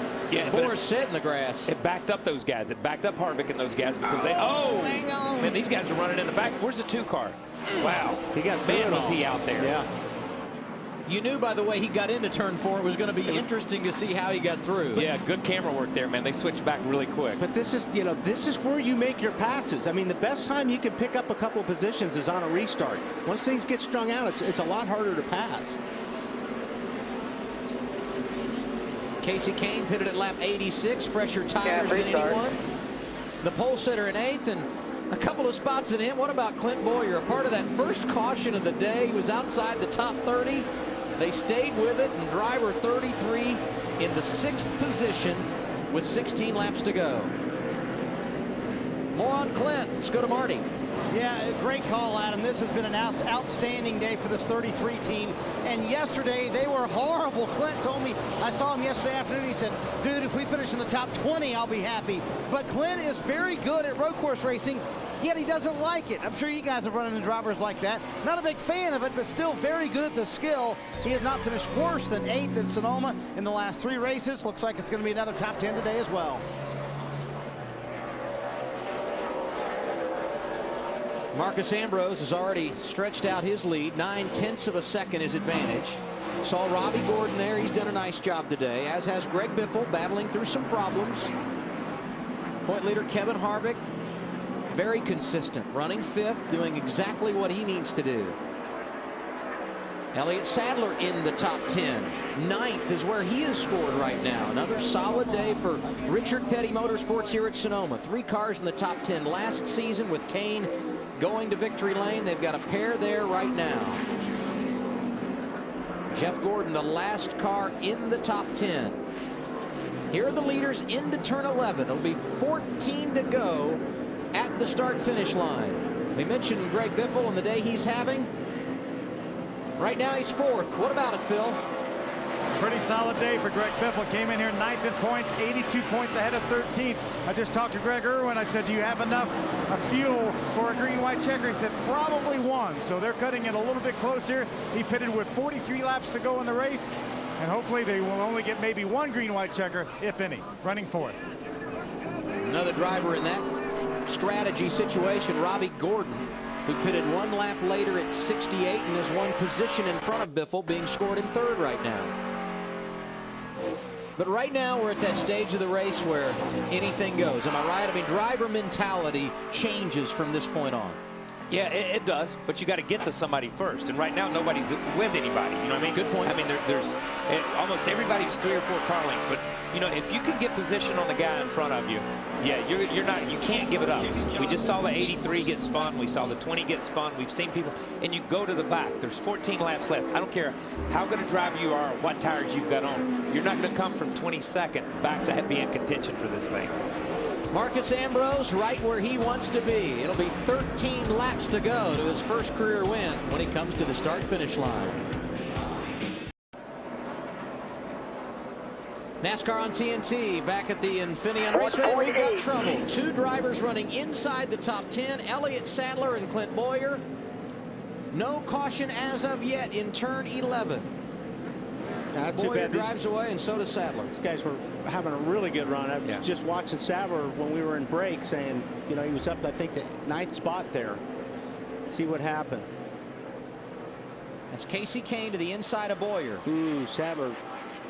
He got, he got tagged. Wow, man. Boy, Jeff's on a mission today. He really is, man. Oh, look at Boyer just letting him loose. Not very happy. Yeah, and there's nothing, you know, but Jeff gets down in there. You see the 20. You see him. He gets right there, and boom, he takes out 2 right. I mean, these guys. That's incredible. They were in 7th and 8th when that happened. And Boyer can't go anywhere. You see him on the gas trying to spin that thing because he's into the back of the 19, so the 19's not going anywhere. And guess what? His rear grip just went away for the rest of the race. Yeah, he just buzzed those things. Yeah. Too bad for both those drivers. Okay, just like you said a minute ago, this is where you can't, like you guys were talking, you got to take everything. You can't. And Jeff just took something right there. You know what I mean? So he runs down in there and gets a couple of positions. That doesn't make it right, but he just took that. Marcus Ambrose 10 laps away from becoming the 13th driver to score his first career win on a road course. And now we have our Captain Clutch, presented by Captain Morgan. This the pit stop for Marcus Ambrose at lap 80. 1 lap earlier, Jimmy Johnson had been in. They were running 1-2, and Ambrose able to win the battle as he makes his way off of pit road. That our Captain Clutch moment. Fans, please remember, drink responsibly. Captain's orders. And while I'm sure Marcus is quite pleased, I'd like to know what they did under that pit stop. You know, on the 47 car, because they obviously made that car better. Whatever they did. Whether it was air pressure, I didn't see him put any wedge in it or anything. Matt Yoakum could let us know what they did on that pit stop. And an air pressure change on that last stop. Now, when you look at Marcos Ambrose, he's got a home here in America and a home in Australia, and there's a huge party going on at his place. Family and friends all go to his house to watch the NASCAR races. His only complaint, they drink all of his Australian beer, and they usually use up the LP gas in his grill. On their feet, hoping this could be the day, Ralph, that he scores his first NASCAR Sprint Cup win. He's got a 2-second lead. Well, he's got more than that too, Matt, and that's the fact that Jimmy Johnson is doing everything he can to conserve those rear tires. Chad Knaus wants him to think big picture. They're racing for a championship, not just a win here today. And Chad said, I would much rather come out of here, Matt, with a second place and a lot of points than using up those tires just trying to get a win. This is one of those places, Ralph, that Robbie Gordon circles every year. Infineon and Watkins Glen, 2 places where he definitely has a shot to win. Currently runs 30, last pitted on lap 68. Phil, he's trying to stretch that fuel, trying to see if he can knock out a great run here on fuel strategy. Matt, Greg Biffle's in the exact same mode right now. He pitted on lap number 67 for 4 tires. Hasn't said a whole lot. Greg Irwin turned him loose after the last restart and said, go ahead and get what all you can get now. He's in a spirited battle right now with the 29 car, Matt, of Kevin Harvick. Just a quiet, solid top 5 day for Kevin Harvick. He says we've just been down on rear grip all day, loose. They've tried to correct that. We've got to spin on the racetrack. Oh, Brad Keselowski and J.J. Yaley both going around. Some debris on the track, but out of the groove. No caution as of yet with 9 to go. Now he's got fluid. He's putting down fluid. This is putting down fluid, so this is going to be a caution. He's in the middle of the racetrack, driver door to oncoming traffic, and fluid all over the racetrack. Keselowski, another of those drivers that had enjoyed a nice battle back day. And now we have our 7th yellow of the afternoon. Look way back in the distance. Keselowski coming off the corner. He got into it with Is that the 38 car. Yeah, that's Gilliland. Yeah, he's backwards before he gets there. That's the spoiler over there on the right. And Yaley, J.J. Yaley, I'm not sure if he got turned or.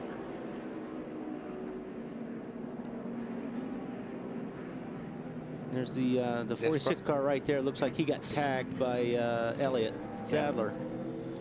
Sadler perhaps taking out his frustrations from the incident that he was involved in a moment ago that was not of his making. The last thing Marcus Ambrose wanted to see, a 2-second lead, 8 to go, and a chance to get your first victory, and now you got to endure another restart with Jimmy Johnson right beside you. Yeah, and that's going to be, you know, we've seen Jimmy win a couple of races this year within the last 5 or 10 laps, just on the restart, just being in the right place. And if Jimmy has truly saved his rear tires, then that may be something that's going to play into their hands. But you know, Marcus was really walking on him a little bit right there. Yeah, but I think Jimmy's going to have to force the issue on this restart. Yeah. He can't let Ambrose get away if he's going to have a shot at it. Yeah, Jimmy can't do like he did a minute ago.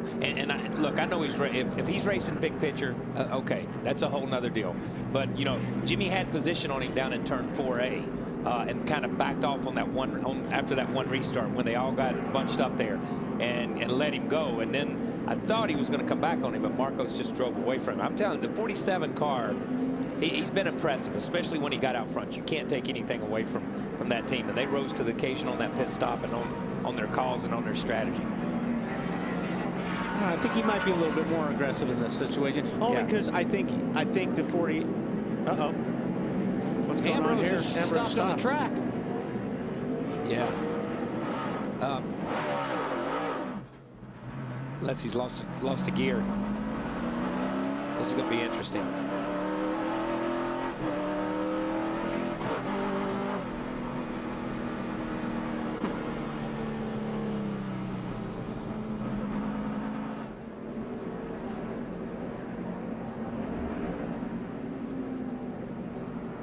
Couldn't get it cranked. He's saving fuel and got to the top of the hill and couldn't get it cranked.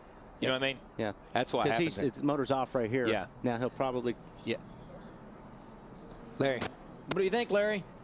Hey, guys, there's no reason he should have to save fuel. He pitted on lap 80. That's 30 laps. Unless they're just banking that we might end up with 3 green, white checkers. They should be in great shape, especially with these cautions. I have no idea why they'd be trying to save fuel. I don't think he's going to do that again. Yeah, he was. I'm telling you, man. He let it roll around the corner and start up the hill and couldn't get it fired because he was on an angle. You know what I mean? NASCAR may not go for him doing that and losing those spots and then going back up there. I can't, you know, it's one of those deals that we got into a couple years ago, Larry. Remember, you got to maintain a speed. Exactly. And he stopped in the middle of the racetrack. If they let him go back up there, they just gave him a mulligan. Yeah, they did. I agree with that. I agree with that. Jimmy Johnson riding second as we sit right now on track, and more on him with Ralph.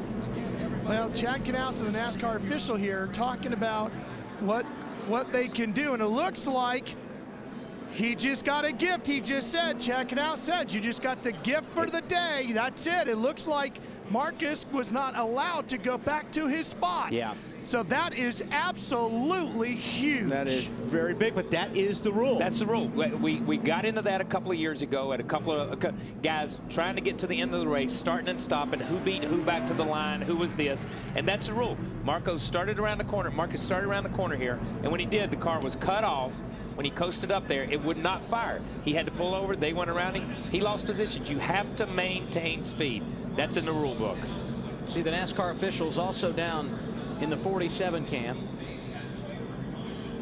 Obvious disappointment. That's a huge mistake for them, but you know, you can't argue this rule. It's no, I'm not arguing the rule. I'm just saying that's a huge mistake. Oh, absolutely, no question. You can't. No question. And don't get me wrong. We've seen some strange stuff here. Jeff Gordon getting passed on the racetrack or on pit road by the 42. Yep. It's explainable. We can go back. They can explain it. You know, the teams can explain it. The drivers can explain it. Some of this stuff is explainable. This is explainable also. Okay, there is a rule. You have to maintain fuel. He cut the thing off and let it stop. And I'll bet you that Marcos doesn't know the rule. Yeah, no, he doesn't. He does not know that rule. Yeah, look, drivers don't know rules. Yeah. Okay, sorry, that's just the way it is. You just know, okay, so there's 1 car, 2 cars, 3 cars passing, really 3, almost 4 cars passing. He should be back somewhere in that area. Now, it's going to be interesting to see where they set him up if he's 5th or 6th. They're putting him behind Casey. And Casey Kane was 7th. Phil? You know, guys, this may be one of the biggest mistakes we've seen since Mark Martin pulled down pit road on the last lap in a Busch race at Bristol. And Kyle, I disagree. You are supposed to know the rules. Yeah, Marcus Ambrose is supposed to know that he has to maintain caution speed. Yeah, look, I'm not saying you're not supposed to know the rules. I said I don't know the rules. That's what I'm saying, Phil. No, you're exactly right. And you know, there's certain rules that all drivers know. I mean, from being in your pit box and how things work. And there's certain, you know, we laughed about it during the All-Star event this year, that the drivers didn't know what the segments were, or how it was going to work, invert, not invert, how they didn't care. They just go out and run as hard as they can lap after lap. And a lot of times that's the driver's mentality. You just go and drive the wheels off of it. And that's what he's done today. He has driven the wheels off of it. And now he's going to be beat by a technicality, or stands a shot of getting beat. You know, it's kind of like, I'm not a soccer fan. I'll go on record and say it, but the World Cup and the final call and bringing back that the third goal the other day, which was a 2-2 tie. Sorry, man. That's just the rules. That's the way it works, man. He's way out of his element. I have no idea what he's talking about. You know why you should stop while you're behind. You know why right they now. play soccer in Europe and not here? Never mind. I'm not going to answer that question. Go to Kyle's Corner and you'll find out. NASCAR.com. Your name's Kyle Petty, not Pele. I didn't say it was, man. But I'm going to tell you what, I agree with Phil. That may be one of the biggest mistakes since Mart pulled in. You know what I mean? I mean, that is huge for a driver to make a mistake like that and take himself that far out of the race. Yeah, you've got, what, we got 5 laps to go. And the guys he's got to pass are no slouches right now. Ambrose will restart 7th. Jimmy Johnson, the race leader. Robbie Gordon, the 2nd. Greg Biffle, Kevin Harvick, Kurt Busch, the top 5. And last year's race winner and pole sitter today, Casey Kane, restarting in the 6th position. And he's starting next to 24, who's been a weapon all day. Yeah, he has been a little bit of that. Jimmy Johnson's never won on a road course. I'll tell you what, yeah, you got Robbie Gordon set up there. He's done a great job today. He's awfully hungry. And when you put him in a position where he's got a shot to win, there's not going to be too much give on this guy. Johnson chooses the outside lane. The restart comes with 5 laps to go in the Toyota Save Mart 350 at Infineon Raceway. Good restart by the 48. Yeah, he's been good at all day on those restarts. Yeah, he clears those guys and leaves these guys 2-2. Good move by Robbie right there. Got right back in there. Yeah. Jeff Gordon able to get around Marcus Ambrose 4-7. And with the 47, it's frustrating. You can't go anywhere. Yeah. You can't do anything. Oh, these guys Jeff are getting out. There comes Ambrose off track. Well, they're still not done. 2 and the 24 are going at it right here. Sharp elbows for Jeff Gordon today. These guys are not giving anybody any room. See Jeff come on. Oh, there goes 30. Ambrose into Burton. The Clear. 31 goes around. Off track, but no caution as of yet. How many times have we seen Jeff Burton make it to 5 to go with a decent run and somebody or something happened to him? Look at Jimmy Johnson picking him up and laying him down. Robbie Gordon is driving that thing right now for all it's worth. Not sure he's got the tires to do it either. I don't think he does. You saw the 29 roll in on him through that corner. But the 29 here gives him room to get down in this corner. Yeah, well, the one thing that's really hard to do on Robbie is outbrake him. Yeah. You know, Robbie will drive a car down into the corner. You're not going to outbrake him or outbrave him when he gets to a corner. And no matter what tires are on that thing. That was pretty good racing right there. 4 laps to go for Johnson. Marcus Ambrose still in 7th, 1 lap after the restart. I tell you, if the 7 could pull it off, this is a huge point day for those guys after missing a race. And you know, and you look at the 29 car. Big day for these guys too. Leading the points. They've just come in here, been solid all day long. And you know, and I don't know on the $1 million game who picked this Robbie Gordon to finish 2nd, 3rd, 4th, or 5th, but they're the man, whoever it was. I'm gonna tell you that. And you got Biffle up there sitting in 5th spot. That's a great run for those guys. Great run. Here's 2 Fords in the top 4 or 5, which is a big day for the Ford contingency because they've struggled. Robbie smoked it right there. You saw the smoke behind it, and you could. You know, Harvick, look at Harvick, man. He's all over this thing. But Harvick's giving him plenty of room to make mistakes and recover. Harvick's not forcing the issue. Carl Edwards, a winner yesterday in nationwide competition. Late race misfortune today. Back to the 31. This is absolutely, and this just kills you. 4 to go, and you go from 7th or 8th to 27th or 28th, whatever it is. Jimmy Johnson, plenty of room to work with as he goes through the dangerous turn 11. Behind him, teammate Jeff Gordon to the inside of Greg Biffle. That for 5th. That was picture perfect right there as far as making a pass in turn 11. That's the way to do it. Some of the other ones haven't been picture perfect. Okay, so let's be honest. Let's be honest.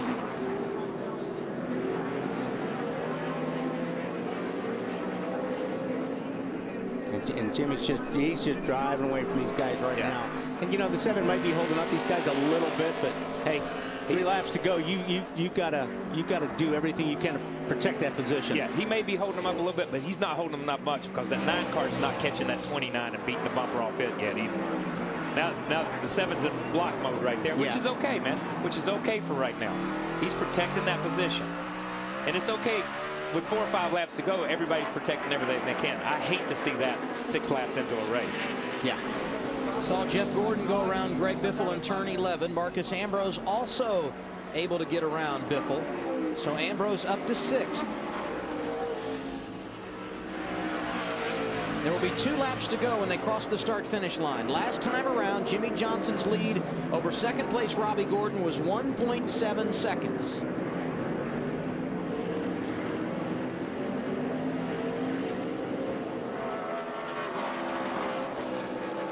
We'll see what it is here. You saw Johnson pass the start-finish line. Gordon goes by 2.4 seconds the advantage. Less than 2 laps to go for Johnson.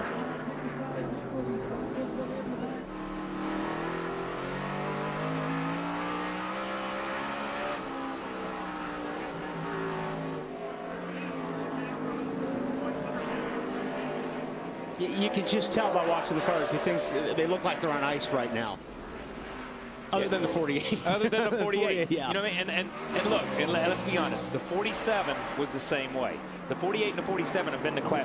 Robbie's has smoked that right front in that corner every time. Oh, Marcos misses a corner right there. Drives in on the 24. Through the S's. And when they make it through here, through turns 10 and 11, they will see the white flag. Yeah, 29 trying to get as close as he can through turn 10, because that's where you got to be if you're going to try to pull out on Robbie. He's about a car length away, but I don't think it's going to be enough. Maybe for another lap, but that lap he just wasn't quite there. Yeah, Robbie's just protecting the inside. You can see the 29 is a little bit quicker through here.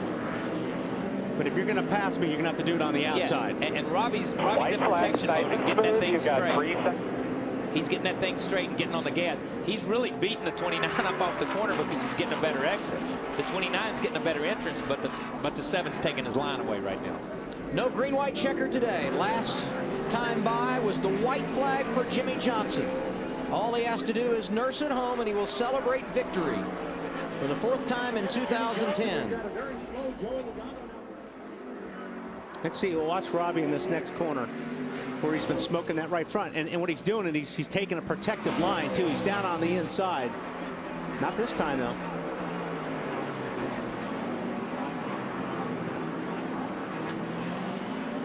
Robbie Gordon in second, Kevin Harvick in third, Casey Kane in fourth. Final lap for Jimmy Johnson as he takes it through the S's.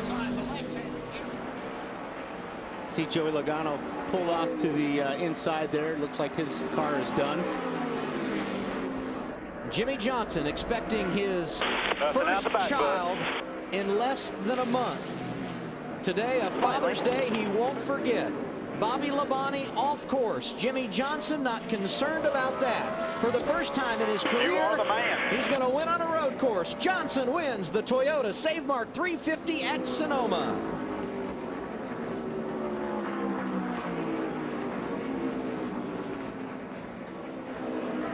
Get out, thank you, boys. Woo!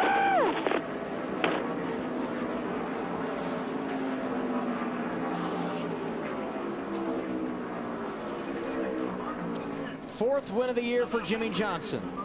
Robbie Gordon was able to hold off Kevin Harvick for second. Casey Kane was fourth. Jeff Gordon in the top 5 as well. And disappointment for Marcus Ambrose. He winds up 6th, guys, on a big mistake. This is one that you're not going to forget if you're Marcus Ambrose. I've lost races that way, Kyle. There's just silly things that happen, and these are the ones that are hard to get over, especially when you've had the dominant car. Yeah, or one of the dominant cars. And look, you hear drivers talk about it all the time. Getting beat is one thing. Getting beat when you beat yourself. Then that's the only person you have to blame. You know what I mean? Great team. They did a great job today. They rose to the occasion, man. They just got nothing to show for it. And it's sad, but congratulations to Jimmy and these guys. Going to be some good reaction after this one. We've got it for you when we return on TNT. Entering 2010, there were 6 tracks where Jimmy Johnson had not won. He's crossed 2 off the list. 11 races ago, he won at Bristol. And today he celebrates victory for the first time on a road course, taking the checkered flag at Infineon Raceway. And we showed you as Jimmy Johnson came to the checkers. Bobby Labonte was spinning. Watch the 17 on the inside, right to the right. It's really strange. I mean, it's almost like his throttle hung. I've never seen anything like this. Yeah, this is not a... Something was definitely wrong there. I'm not sure what it was, but it just, he came flying on the inside like he couldn't stop.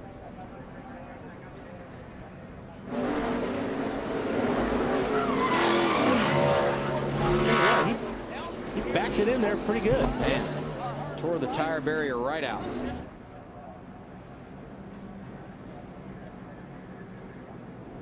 Best run for Robbie Gordon since Watkins Glen in 2005. He must be happy, Phil. Robbie Gordon, with all that's gone on this year, with not much sponsorship, what does this second place finish mean to you? Well, it was a good run for us. A good run for the monster Toyota. The guys pulled through. We knew the road race would be a good opportunity for us to win. We just came up about 10 laps short on tires. I've been beat so many times here at Sonoma late in the day just because of either stopping too late, caution not coming out. So we were one of the first to stop. We just had to save fuel. So like Jimmy, he did a great job, but he had about 10 lap better tires than us, and that was the difference in winning and losing. Great job, buddy. Thank you. Back upstairs, Adam. Thank you, Phil. Win number 15 for Hendrick Motorsports at a road course. More than any other team. Jimmy Johnson getting to victory lane for the 51st time in his career. You may have noticed there's no left rear, but that's because of burnouts. Yeah. He paced himself when he needed to, I guess. He's ready to climb out. Let's send it down to victory lane. Ralph Shaheen. Well, Rick Hendrick is down here. Jimmy Johnson's getting ready to crawl out. Mr. Hendrick's going to lean in real quick and congratulate him here. Come on out, Jimmy. Let's celebrate this big win. Take his Head and neck restraint off. Here he comes, a 4-time champ as a winner on a road course finally. The celebration begins on, I'm betting it's going to be a long one. You finally won a road course. Tell me what went through your mind when you saw Marcos Ambrose pulling off to the side going up the hill. Thought he broke or something. I don't know what was going on, but you know, unfortunate for him, he was the fastest car there at the end, and I know he's kicking himself for whatever went wrong there, but he had to maintain pace car speed, and they said he had to go back behind the 9, and I said, okay, I'll take this, and off I went, and had a great day. Well, you keep piling on now to these Hall of Fame caliber stats that you've got here. You've crossed off the road course. How good does that feel? Feels so good. I mean, I've been working really hard to get better as a road course driver. And I think Bob Stallings and Alex Gurney and John Fogarty and Kyle and all the guys in Gainesville Racing have been working with me and letting me come run their Grand Am car. It's been a big help. On top of that, Hendrick Motorsport's been working so hard to get better at this stuff, and we've tested again and again and again, and we're getting better. I'm getting better, and we got all the tools here. So it's an awesome day. I want to say hi to Shanny. She's at home. She can't travel right now. Happy Father's Day to my dad, and it's also my mom's birthday. So one heck of a day. You really had to save those rear tires, and Chad stayed on you to keep those tires as long as you could, and it paid off at the end there because you had to fight Robbie Gordon, the guys off on that left restart, but that had to be tough to do to save those tires. It was, especially with the 47 driving away. I'm like, man, I felt like I was better than him throughout other parts of the day, so I wanted to go, I wanted to chase him, but Chad was doing a good job of talking to me and letting me take care of my stuff. And in the end, it's what I needed to do, because if I beat up my stuff, the 7 or the 29 could have been there on top of us at the end. Congratulations, pal. You're a road course winner. How about that? Finally he is, Phil. Yeah, Ralph, a great day for Jimmy Johnson. Another good day for this guy, Casey Kane. Casey, you started from the pole. It looked like the beginning, though, your car was a little bit off. Yeah, we were really loose on the right-handers. We came in, and Kenny Francis, Keith Rodden, they did a great job of adjusting the car and helping me a lot. They helped me the first 2 stops, and then we were pretty fast. I felt like I was probably 2nd or 3rd place car there behind Harvick at the end, but we had a great day with our Budweiser Ford, qualified first, ran 4th, and it's good, man. I love this racing. It's a lot of fun. There's a lot of craziness out there. I mean, there's things happening at times. You're like, man, I don't know what to do, and then you either make it or you don't. We were lucky and made it through a lot of little wrecks today. Great job, Casey. Thank you. To you, Matt. And what a day for Jeff Gordon. Brings the 24-car home 5th. How would you describe your run here in Sonoma today? Crazy, you know. I mean, we had an awesome race car on the long runs. And we needed those long runs. We weren't very good on the short runs. And on the restarts, you know, you just get used up. I mean, just guys making it 3 wide, and I'm as guilty of it as anybody. You know, after they started doing it to me, I had to do it to others. And, you know, there's some things I'm not proud of that I did today, certainly with Martin. I mean, I completely messed that up. And, you know, I'll try to patch that up. Other things that happened out there, I felt like were just really, you know, hard racing incidences. And, you know, we fought as hard as we could to bring the DuPont Chevrolet home 5th. You've been involved in incidents like this in the past, on both sides of it. How do you handle it between now and New Hampshire with Martin Truex? Because he was pretty upset about the incident. He should be, you know. And whatever's coming back to me, I understand. You know, when you blatantly, you know, get into a guy like that, you can say you're sorry all you want, you know. And I certainly had no intentions on what was happening with him. I had the 42 behind me, dive bombing me into the braking zone, and where I made a mistake was trying to outbrake him. So I'll try to explain that to Martin, you know, and you know, I feel terrible because Martin races me and a lot of guys clean out here. He had a good run going, and I ruined that for him. Right, Jeff Gordon 5th today here in Sonoma. I mean, that's one thing I like about Jeff. Yeah. He mans up to stuff like that, and he realizes that he did wrong. But, I mean, you got to give a guy like that credit, especially as much as he's done in this sport, you know, that he's honest about it. Yeah, look, I give him credit because I called him out on it. You know, he's running all over. So when he gets out, it's good to know when a driver gets out that they know what they did wrong, and that's big. Unofficial results highlight 6th place Marcos Ambrose. We hope to hear from him. And then what about 11th and 12th? Dale Earnhardt Jr. and Jan Magnussen. Well, how about 8th? I mean, you got to give a call out to Borsett, too. Doubt. He did a good job. He kept that thing clean all day long, and he brought it home a nice finish. Now some of those disappointed about how things ended here today. Allmendinger battled back nicely. Jamie's car tore all the pieces on lap 10, and he struggles back to the 15. That's big for that team. Points-wise, that's big it's a big day for them. David Reagan inside the top 5 at one time after starting 42nd. Doesn't work out for him. You saw Burton there in 27th.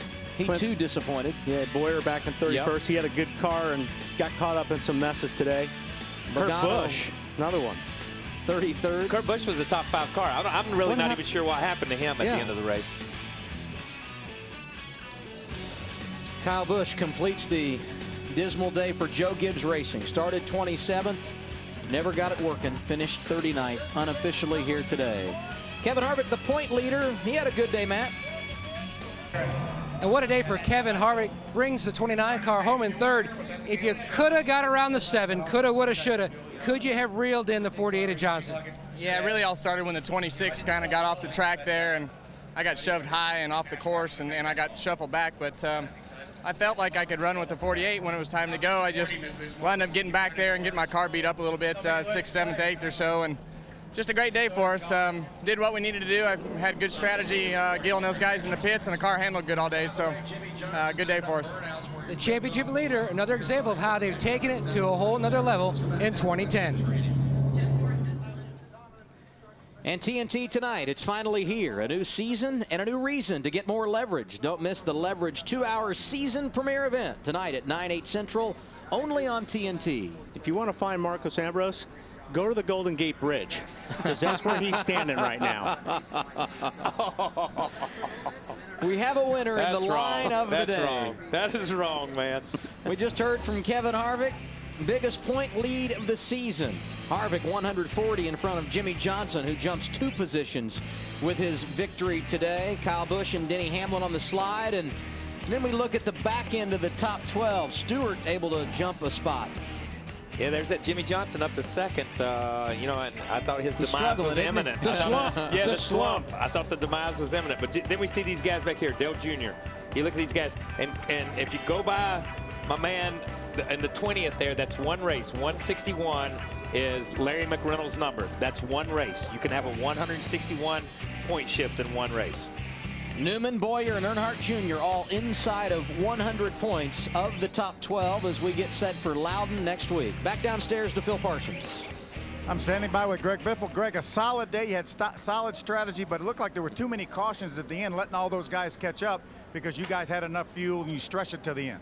Yeah, we had a really good car, and you know, I was good if I could use the whole track and kind of do what I needed to do to get the drive off. But I suffered like everybody else from the drive off, and that's probably my worst trait with road racing is you know, using up the back tires. So that's unfortunate. You know, I don't know what happened. I was speeding on pit road, and I must have been in the wrong gear. I don't know what I did wrong. We were about 10 miles an hour, 8 miles an hour too fast in one segment. So not sure what I did there, but I screwed it up anyway. But bring it back home in the top 10, 7th place. Pretty good job, 3 and 4 Fusion, and the guys just did a good job. I saved a lot of gas there, and you know, just ran out of tire at the end. Those guys had better tires. Solid day in the points, though. Came in here at 9th.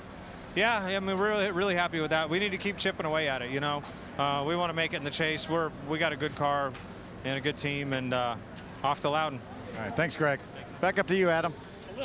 Phil, a moment ago we showed you the unofficial results and some curiosities up here as to why Kurt Busch was shown in 32nd. And here's the reason why. Late in the race, a restart.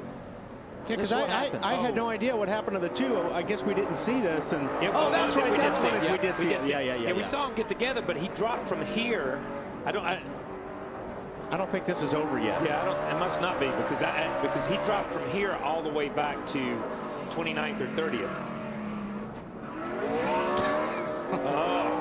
That's how Burton got it. Yeah. Jeff Burton going around. Yeah, the two just got run into, and I don't know if it broke something. Might have cut a tire. Yeah, it looks like it did. Yes. Looks like the left rear is cut. looks flat on the two.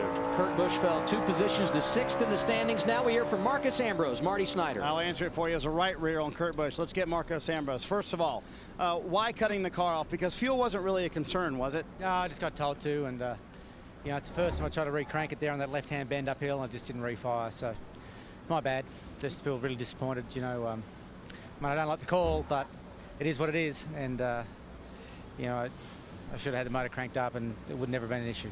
Were you aware of the rule that you have to keep pace with the pace car? Well, I kept rolling, but you know, it's a judgment call. You know, I know the rule. I didn't stop. The car kept rolling. It's just it's uphill like 40 degrees. So you know, I was just trying to get the motor cranked, and it is what it is. It's a terrible way to finish. Well, you took a moment to cool down. How do you put this behind you, Marcos? Oh, I'm just going to go home and see my wife and kids and give them a hug, and we'll get him next week. All right, thanks, Marcos. He spent a lot of time in the hauler, guys, wanted to calm down, and obviously a very disappointing 6th place finish. Yeah, you got to give him. He did. He rested. He gave himself time to calm down, and that's big. That's big. Because I've mouthed off at everybody, and we all have. Everybody has. But you see him. He's coasting up the hill here, and like he said, I never came to a stop. I think when he sees this, he'll realize he came to a dead stop. Yeah. In his mind, time. Yeah. in his mind, he never came to a stop. And look, when you think back on it, it's bad, but you got to give the guy credit for stepping up and talking to us. We appreciate that. That dropped him from 1st to 7th. He eventually finished 6th. Next Sunday, NASCAR on TNT heads to New Hampshire. Coverage begins at noon Eastern with Countdown to Green. That's followed by NASCAR Sprint Cup Racing from New Hampshire, presented by Captain Morgan. That's next Sunday right here on TNT. Up next on TNT, in the East, War of the Worlds, and in the West, Law and Order. Head to NASCAR.com right now for the NASCAR on TNT post-race show. Interviews, analysis, and more live now on NASCAR.com. We had a first today, Jimmy Johnson winning on a road course. Congratulations to him and the 48 team. With Kyle Petty and Wally Dallenbach and our entire NASCAR on TNT crew, I'm Adam Alexander. So long from Wine Country.